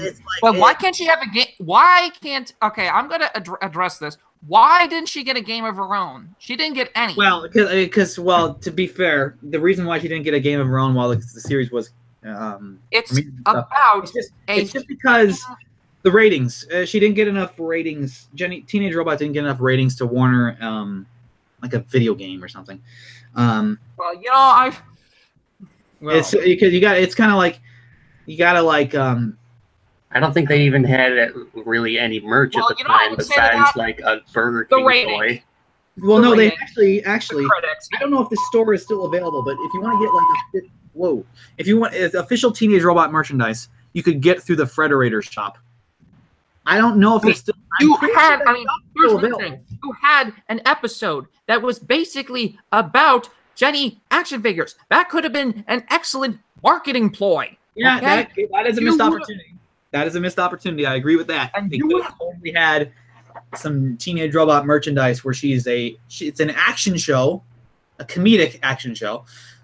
You can have an action figure and have it. Cool. There are technically there is technically fan made merchandise that's going around, and Pyroheart. Actually, my co-host Pyroheart actually got himself a Jenny plush doll. I'm talking though about official merchandise. A missed opportunity. I understand that, but you could. I mean, the only official we got so far is this. Just a marketing standpoint, Jenny is literally a robot that comes with infinite accessory packs. You can have the base action figure, sell it for like $20, and then have $5 accessory packs that people can buy and add on. I actually once thought of this. Can I actually join in? I actually once thought of this. Do you remember anyone know like the Spider-Man webmaster? Does anyone remember that? I don't know. No. Well, I was thinking like there could have been something similar, but instead of like Spider-Man hands, it would have been like Jenny hands, where it could have like shot like little foam darts, like little foam like Nerf guns, or like a squirt gun or something, or kind of something like I did not call something like that. Well, it was back in 2000. I thought of it back in 2004, so it was, you know. Oh my god. So, like, but that's what I mean with missed opportunities. What With I'm doing is I'm merchandising. currently- There was a lot of stuff you could have done with Teenage Robot with merchandising. That I think that, especially in the action figure department, that I think missed opportunity. Anyway, where were we? Got a little sidetracked there. Okay. Okay, and then where's the next part of the script? We have about 15 minutes left in this this live stream. Yeah, and actually, I was also, speaking of meetings, I had to put my meeting in the Count Resurrected on hold because of work being on me like wildfire. So I am. Don't worry, I am hoping to get it back up and running. It's just that my schedule's been sort of now in and out and all that. The computer's starting to lag up a bit. It's not liking all the programs are running at once here. But I'll manage. Vexus. Oh my gosh. Face. Whoa! All right. Holy sh! What was that? That was on my end. That was my elbow hitting a plate. Okay, so the camera, property of Nora Wakeman.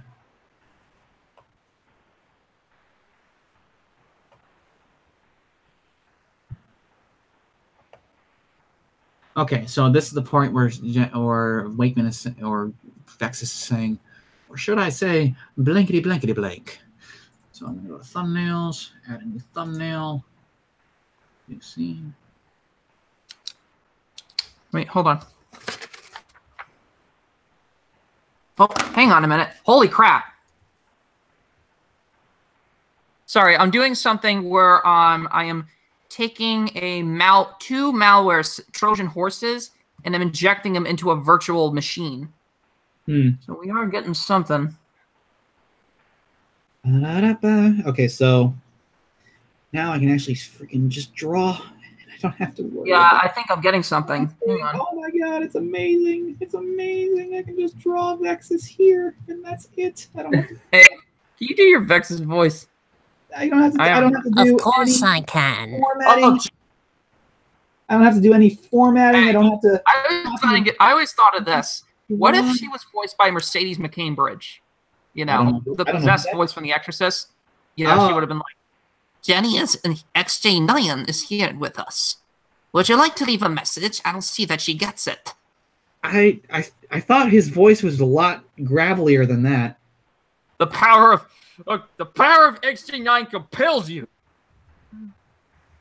Or the power of punch. Yeah, wasn't the Exorcist voice like? Be silent. And I like spray like holy water on her. Be silent. I was just doing rust in hell. Yeah, that sort of thing. Yeah, she does sound like oh my god, that would have been awesome. So hold on, I am getting something because it seems that the malware is getting into the time zones. Like this malware here is said to actually grab time zones, usernames, bookmarks, list of processors, open ports, language settings. Yeah. Well, the malware in question is called Info Stealer. Well, and it does, well, you can guess it. Info Stealer. Make Jenny vomit fluids. You know, I have thought of this one. I don't know if we could actually do this. I was thinking we could do like an episode based around hacking. I could call it, and we could call it the Cicadas Call. Like Cicadas Call. Primarily, I want to focus on getting, before we start really brainstorming for season 5. What do you guys think? I want to focus on getting season 4. I know we're nice area that we can work with, because right now it's still, we gotta hold on. Hang on. Those last couple episodes, and then we really got to jump up on board with storyboarding and stuff like that. Hold on, guys. I think I'm actually getting something. You know who could make a Did good I Vexus? rig your system? Of course not. Okay. You know who could make a good Vexus? Richard Horvitz. Sim. Exactly. Bless this droid and all that who enter. Bless this droid and all that who enter. Hey, I'm just doing my rough sketch bypass. This is the part. Let's see. Should I? I don't think we need a nice big camera angle for this. It just needs to be something that's simple that conveys something like that. Like, what line are you doing there? It is the part where she's like, "Oh, what should I say? Something, something." Like, or like, this is the person you tried to be, but I saw That could right. be a good episode. The cluster getting into computer systems, hacking into it, social media, getting it. That would be awesome. Oh, dear me. Just give her like a cheeky grin. No, that would be awesome. Maybe a little That'd more be awesome. Maybe a little more close up. A little close up, like right there. I am definitely getting something, and it's like getting in. Because maybe it well, it says it's not. That's diagnostic services. Well, okay, so yeah, because when I was going through the system, it says that it doesn't like what's all this? What's all this? Created collection tile. And then we can have her arm kind of come up here, and then like. 1 minute. Nice little. How do I stop this? How do I pause it? Or does it just keep going? You know, like if you're making a flick motion with her hand, like, or should I say, delivery manager. Because right now she's still obscured by the shadow. So. Oh, hold on. We're getting a buffer overflow. We're getting some buffer overflows. She'd still be in her obscure shadow here. So. Is that in the? Is that actually listed?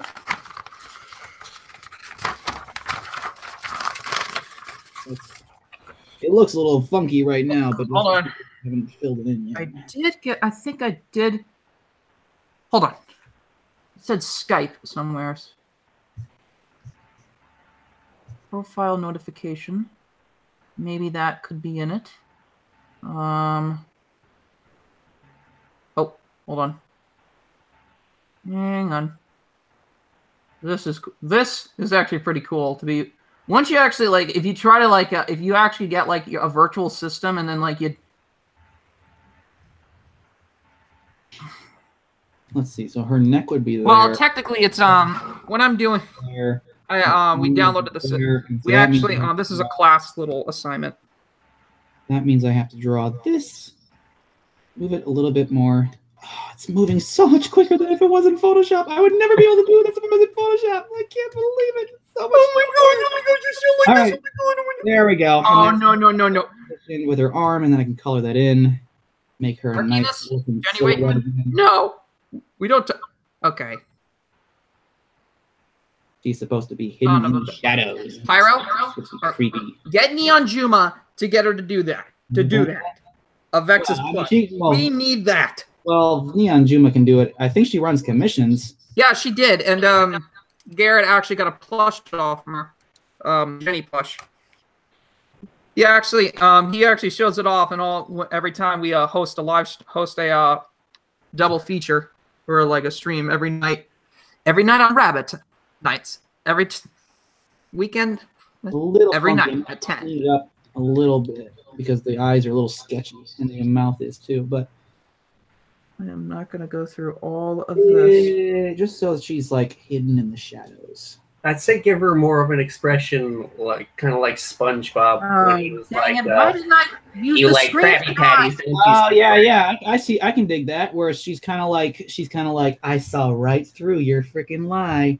Exactly. Right. Yeah. Okay. I can. Okay. So let's see. So the eyes would be real squinting, kind of like a real smug looking face. I probably shouldn't have actually. I should probably draw this. Maybe not. I need to make sure I know where the eyes are. I can probably just like build off of it. And then I can go back to black. Make them real smug.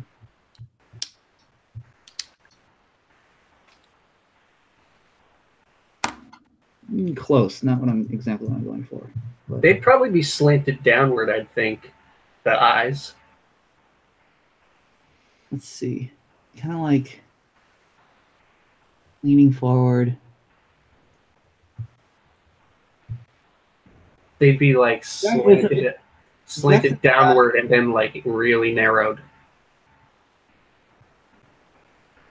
Okay. Like here, let me try to show you what I'm talking about. Yeah, something like this, where it's kind of like squinty eyes and real big old toothy grin. And that would be more smug. Like Maybe it just takes a minute. and something that extends, like almost like a venom curl, where it kind of extends up the side of her face.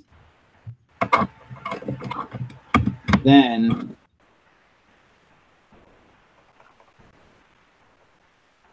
reduce the slant a little, because that's a little much. And then make it real tight.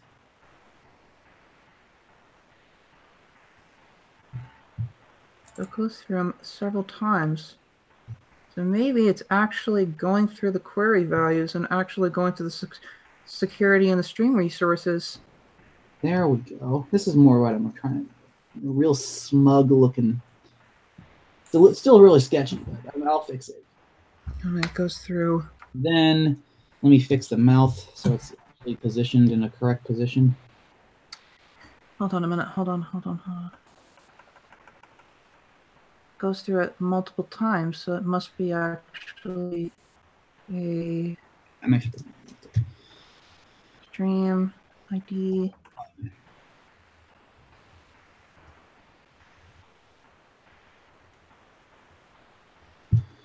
She got wild looking eyes right now. I'm just gotta fix it.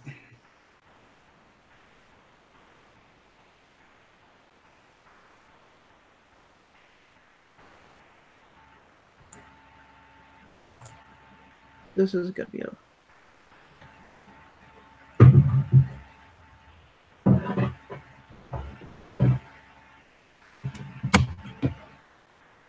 I saw the test footage for Arthur Fleck Joaquin Phoenix as Arthur Fleck, aka the Joker, and it's really good.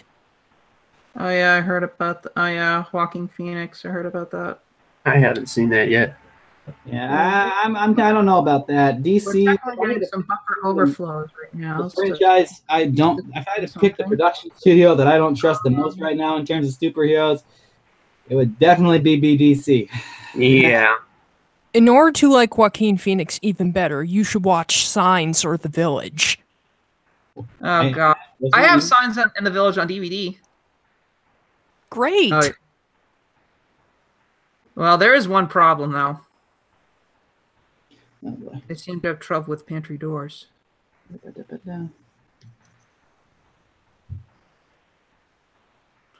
There we go. Kind Got of to board up every window in this house. Expression for I don't know Vexus. if the boards will do anything because they seem to have trouble with pantry doors. And the eyes are a little off. She's kind of looking at the camera right there. We need to have her look at Nora. All right, so maybe we can actually go through. And then grab you. Name not found. Unknown. What's that? Unknown. There we go. That one, she's kind of more like, yeah, she's kind of thinking you thought. All right, go through the file, export, go through it. I can erase that face now. Okay. There we go. That's a face of you thought. Go to. You could have. You thought. You thought. You thought you deceived me, but I saw right through it. Kind of like He's real sly, squinting his eye, squinting the eyes. All right.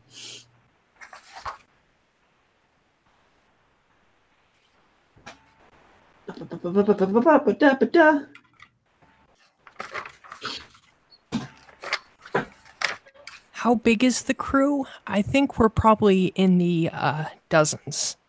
Oh yeah, we're past that. Yep, baby. Last time I checked, there's about 60, 65, somewhere in there. People. Holy shnikes! Yeah, No. we have a lot. We have a lot of people. We're always looking for more. Always Yeah, looking but for more. wait, Dodo, we have like a lot of production crew members. I'm the original ones. Yeah, I'm well, not yeah, even- Nick's one Thanks, of the, Spider Fan. but let's see. So then now the next frame. Duplicate this panel, please. Thank you. It's so easy. I just hit duplicate. Now I got two. Where? All right, and now I can just because I wanted to make a new panel about her rotating her hand here, and just kind of like, or should I say, like, what you try to mask yourself as. You kind of like. Jenny versus Venom. I would say Oh, that's Jenny. oh. Although I am hoping to do another. Speaking of which, I'm still hoping for another Raggedy Android episode. Like I said before, It's coming. It's Oh yes, oh baby, it I will mean, be. how would one? I wanted her to do kind of the hand roll set of thing, like Oh no, we're gonna give people what we want. We're gonna give them the. Oh, I'm gonna give them the finale that's gonna shock their minds. All right. I know. Krishna more of the dark guy, pretty much the guy who's been classified as the more darker side of it. And then this one, I can also animate her jaw. Not animate, but just draw her. Yeah, jaw. don't forget to animate her jaw. Otherwise, she'll look like. Just kind of opening up a bit so I can see those. So I can see. Note she's talking. You see, these are not. And move it down so I can turn it back to black. And then. Why does that panel look like it's Oscar the Grouch? What if Vexus wore the Raggedy Android suit? She would No. bond with No. it. No. We're not doing that. No. We're not doing that. Touche. That doesn't seem right. Touche. I actually think. What if? Touche. Way touche. No. Just no. I am not. I don't even know what we're talking about right now. I'm still just drawing this. There we go. Oh man, that sharp tooth grin. Look at that. All right. Yeah, let me get a picture of that. That is creepy. All right. What? Okay. Where's my report? Oh, here's my report. What if Nexus wore the Raggedy Android suit? I don't know. Like the whole time? No, like the whole point of the Raggedy Android is that she wants to make people normal. Like that she wants to be normal. That's a recurring theme in this series, normality. The whole Raggedy Android's purpose is that she wants to make the user inform. She can't live without a host. She's like the symbiote, so she wants to find someone and make them a human girl. Or symbiotes. Yeah. What if it actually? I want to ask something. What if it actually was broken up into several pieces, and then became like something else? Like it could actually form something else, like a man. And then We're not doing any crossovers. No Marvel. No. It's not meant to be a crossover. Not meant to be that. I was just reacting to comments. Okay. But You know, it's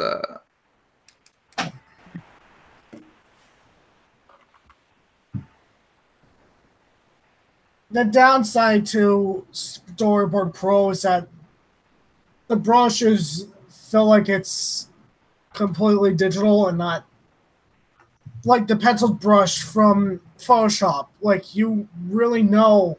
Oh no, like no, I get that here too. Let me see. I gotta find it. Soft lead. Here it is. Here we go. Hello. A little pencil. I guess you can use that from now on for your storyboards. Yeah. It's this program's great. I love it. I'm just gonna use this as for storyboards from now on. And yet your vector. Look at this. I was drawing for 15 to 20 minutes there. About the amount of time it would take me to draw one single panel in the old version that I would do, and now I have. I mean, granted they're copy paste, but still I have 3 different individual panels here, and this one I'm about to modify even further to make it an even. So I want to take her arm, and want to like, since I don't have room for her to go like kind of make a pointer at it, maybe just like curl up the fingers into like, get rid of these, right there, and then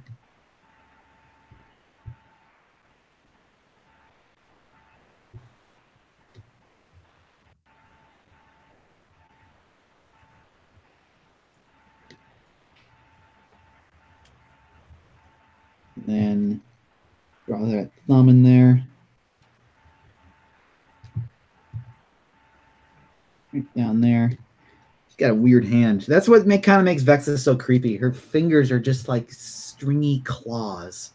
And then when she forms fists and stuff like that, they're still stringy claws. I mean, they make an impact and stuff, but they're still like, yeah, creepy.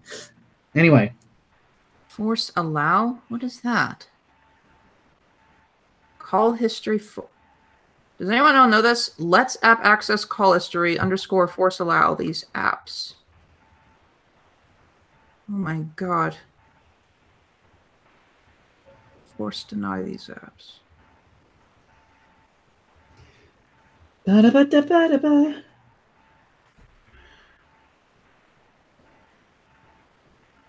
Yeah, this is actually kind of an. Save that project. I just realized I was going the entire stream without saving. Whoa. Not ideal. Save often. Okay, there actually was a post. There was like a little pamphlet that one of my teachers thing that says "save often." Now we're gonna have that program have an autosave like animate. Let me check. Story. I think they'd be in the preferences somewhere. Help.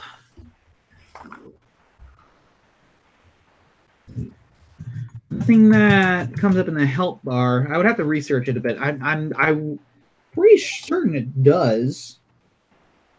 Storyboard Pro auto save.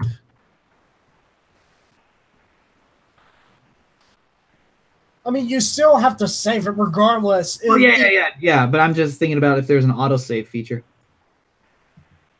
Yeah, there is. There is. I just have to set it up.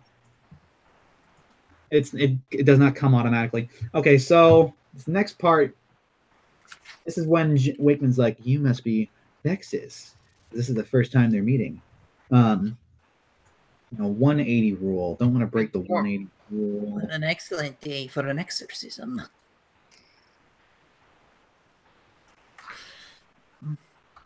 Okay, so so we enter the room. We're kind of always on the right-hand side of the screen when we're looking at these two interact, except when we're doing direct contrasts.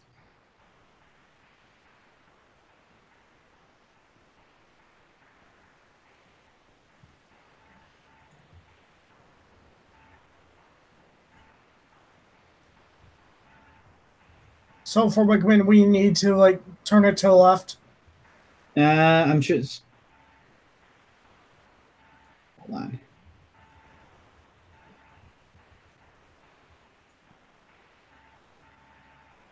I might have to modify a few of these storyboards because there's 2 shots that break the 180 rule I'm looking at right now. they're cool shots, and I want to keep them. I just got to like modify them so they're not breaking the 180 rule. Anyway, I can go back and fix that though. And then you wanted to have, so Vexus is kind of always on the right hand side of the screen. Oh wow, I didn't even realize that there was another big blank spot right there.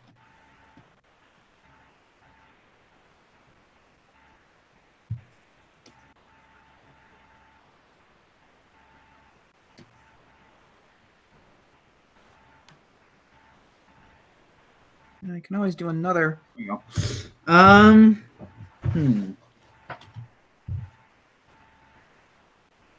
Well, honestly, what if it's these shots right here? Okay, so this is the 180 rule here. In film, you never want to cross the 180 boundary because it's distracting. So here we have Wakeman entering the room. It's this one is directly on her. And then when we first see the room, we are looking at it from like as if we were on the right side of the room looking onward. Right? And so that's when we see this whole room. And then we see these computer monitors, which is kind of straight on. And then here we are on this side of the room, another establishing shot. And that's where Vexus's chair is always it's going to be in the shadows and stuff like that. Now we're on the left side of the room. This is technically a break, but we also had a transition right here. So it's not so bad. It would be bad if we went from here. Let's see. Let me get to the timeline so we can actually see the final camera movement. It would be bad if we went from this shot to immediately this shot. See, that's the story ending. That's hard to because your eye of focus is looking at Wakeman down here. That little dot that represents Wakeman. And then you would be jumping to over here where now she's clear on this side of the screen and you're in a different perspective. That's breaking the 180 rule. You have flipped the camera. That's kind of weird. But now that we have this little transition right here, we go from here and we follow this camera and we look at these computer monitors and then we come to this. That's way easier to follow. That's not breaking the 180 rule. We have changed camera positions. We've rotated around the room, but we have a nice in-between shot. But this is the problem. Over here, and so now we're looking at Wakeman from a right-hand perspective, like we were on the right-hand side of the room again. We see what she's seeing. Where again on the right side of the room again? Where are all the guards? And then we flip around. We're still on the right-hand side of the room with Wakeman. Still on that. And then we have the creepy shot of Vexus, where we're just looking dead out on her face. Hello. And then still that's fine. That's fine. And then all of a sudden, bam, we are on the left side of the room. So I think that's the shot I need to fix. I need to get back on the right-hand side of the room with these shots of Vexus, which means just flipping the image. I think. Is we drop it, and then we're on the right-hand side of the room again. You see how it's like Vexus is on the left. Wakeman's, we're seeing her left-hand side now that she's turned around. You know, we were originally seeing her right-hand side. I'm getting ready to leave now. All right, yeah. So I need to fix. Bye. All right, see ya. So now this Who was that? That was Christian. I need to flip this image and flip this image. That actually scared. That actually gave me a little spook. A little sketchy still. A little bit more refining to do, but you know it's working. It's working. It's better than what I had to go through, and I just gotta learn my brushes here too. But the workflow is a lot faster than what I did with Photoshop. That's for sure. Enjoying this a lot more. Are there any last questions before we wrap up? Yeah, we got to wrap up soon. Any last minute questions? I saw a couple. Hang on. Okay,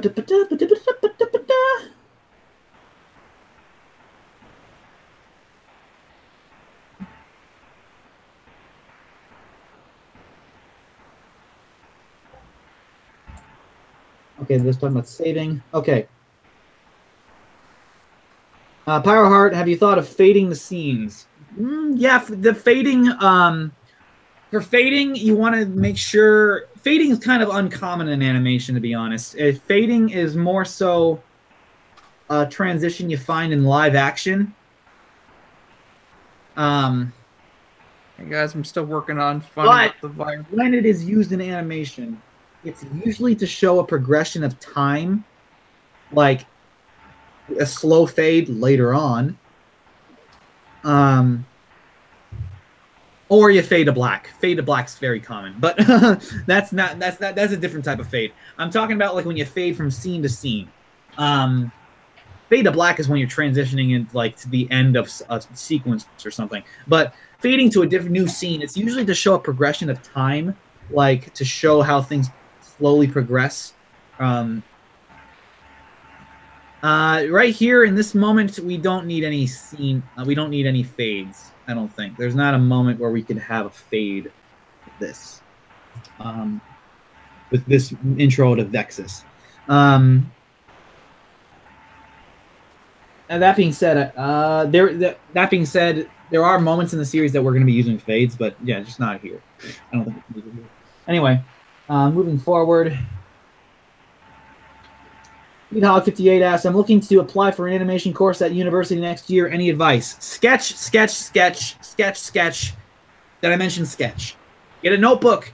Sketch a bunch of poses. Poses is your best friend with trying to apply for animation courses. You need to get poses down. Like, and I'm not specifically talking about like a robot pose. I'm talking like a basic human body. Those things you see. Where I'm probably gonna embarrass myself here. I'm taking a risk, but like a guy leaping like off a building towards the camera. Like you gotta get like the chest down. You gotta rough sketch this real quick. You gotta like draw his face up here. There, neck. I'm kind of clunky because I'm doing this real fast, but. Also, get some animation books. This is one of them. Books. Character Animation Crash Course by Eric Goldberg. One of the best Disney animators out there today. Like, here's a example of this. Like, it tells you directly how to get started on that. Dialogues, character construction design, the animation stage, and all those stuff, like the timesheets, the breakdowns, everything in between. This sort of thing. You got to get like poses absolutely down, and this isn't even a perfect pose, but you got to like I'm scrubbing up the ham over there. But you gotta draw people, and you gotta have these basic poses down in different positions and stuff like that. Practice, because especially if you have to apply to these animation programs, you just have to have sketchbooks absolutely filled to the brim with action poses and dynamic poses. Practice, show off what you can do with the human body, because that's what you're going to be animating primarily. I mean, I know that we have a robot in our series, but that primary thing people are always animate in animation is the human body. And even though they come in different art styles and stuff like that, you got to get the base pose stuff down. Like this guy doing a big old split thing. You just got to do stuff like that all over the sketchbook, because people ask for that. Believe it or not, they will look at your sketchbook, and if you don't have a bunch of poses in that to show off your poses, they'll be like, "Why are you applying for animation, dude?" That's what you got to get down. Number one. Number two, practice. Sketch all the time. Sketch just random objects you see. Carry a sketchbook around. because that's the main thing you're gonna show to people when you're applying for animation stuff is your poses. You'd think that showing actual animation would be something that, I mean, don't get me wrong, they'd look at that. They'd look at your animation work, but the number one thing they're gonna want from you is like, okay, can you pose well? Because animation is all about drawing poses and following through with those poses. That's the core of animation, is drawing a pose, and then drawing another pose, and then drawing another pose, and then drawing the keyframes in between those poses. That's my advice. Draw poses, keep drawing poses, and draw a bunch of practice. Anyway, I hope that helps. Keep on going through quick all these last-minute questions.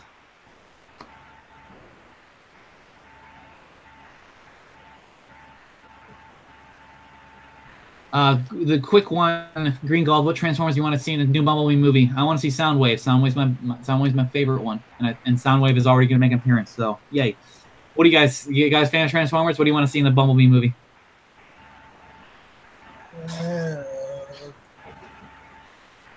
Don't know.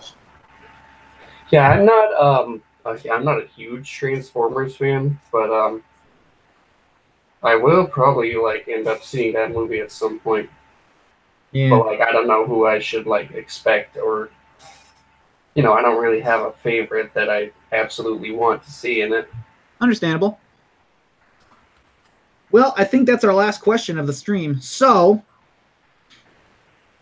that being said, I think we're going to wrap up now.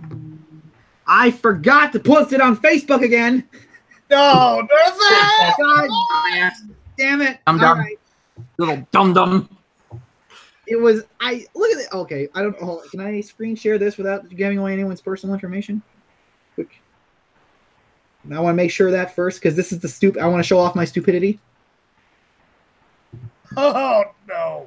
I want to show off my stupidity without sharing people's info. Here, I'll take a screenshot. That's what I'll do. Make sure I'm not showing off someone else's profile, other than maybe. Okay, so here, I'll screenshot my stupidity here. I had this open. I just realized that I still had this open. I was prepared to instantly post.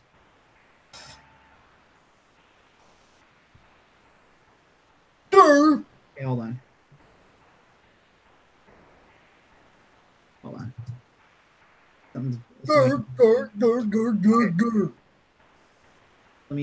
It's loading. Hold on. Why? Why did you post on Facebook when you had the chance? Well, I just forgot. Excuse me, I don't post on I loaded it up. Facebook, okay? I literally had this open. Analyze computer viruses. Thank you very much. I literally had this open this entire stream. I had a Facebook post ready to go with the link. We are live once again. I just had to hit share when we started the stream, and I forgot. I am a right moron. I am just one job. One button. Screw it up. Oh well. Thank you. We're gonna wrap up here. Okay, we're gonna wrap up here though. Thank you guys for coming onto the stream. We'll see you guys in a month. Fair warning. I'm going to warn right now. Next month, our live stream is not going to be on the 28th. I'm not going to be available to do a live stream on the 28th, and which would be our usual time, which is the last Sunday of every month is our usual live stream time. So this time around for October. You preparing for Devil's Night? Well, no, it's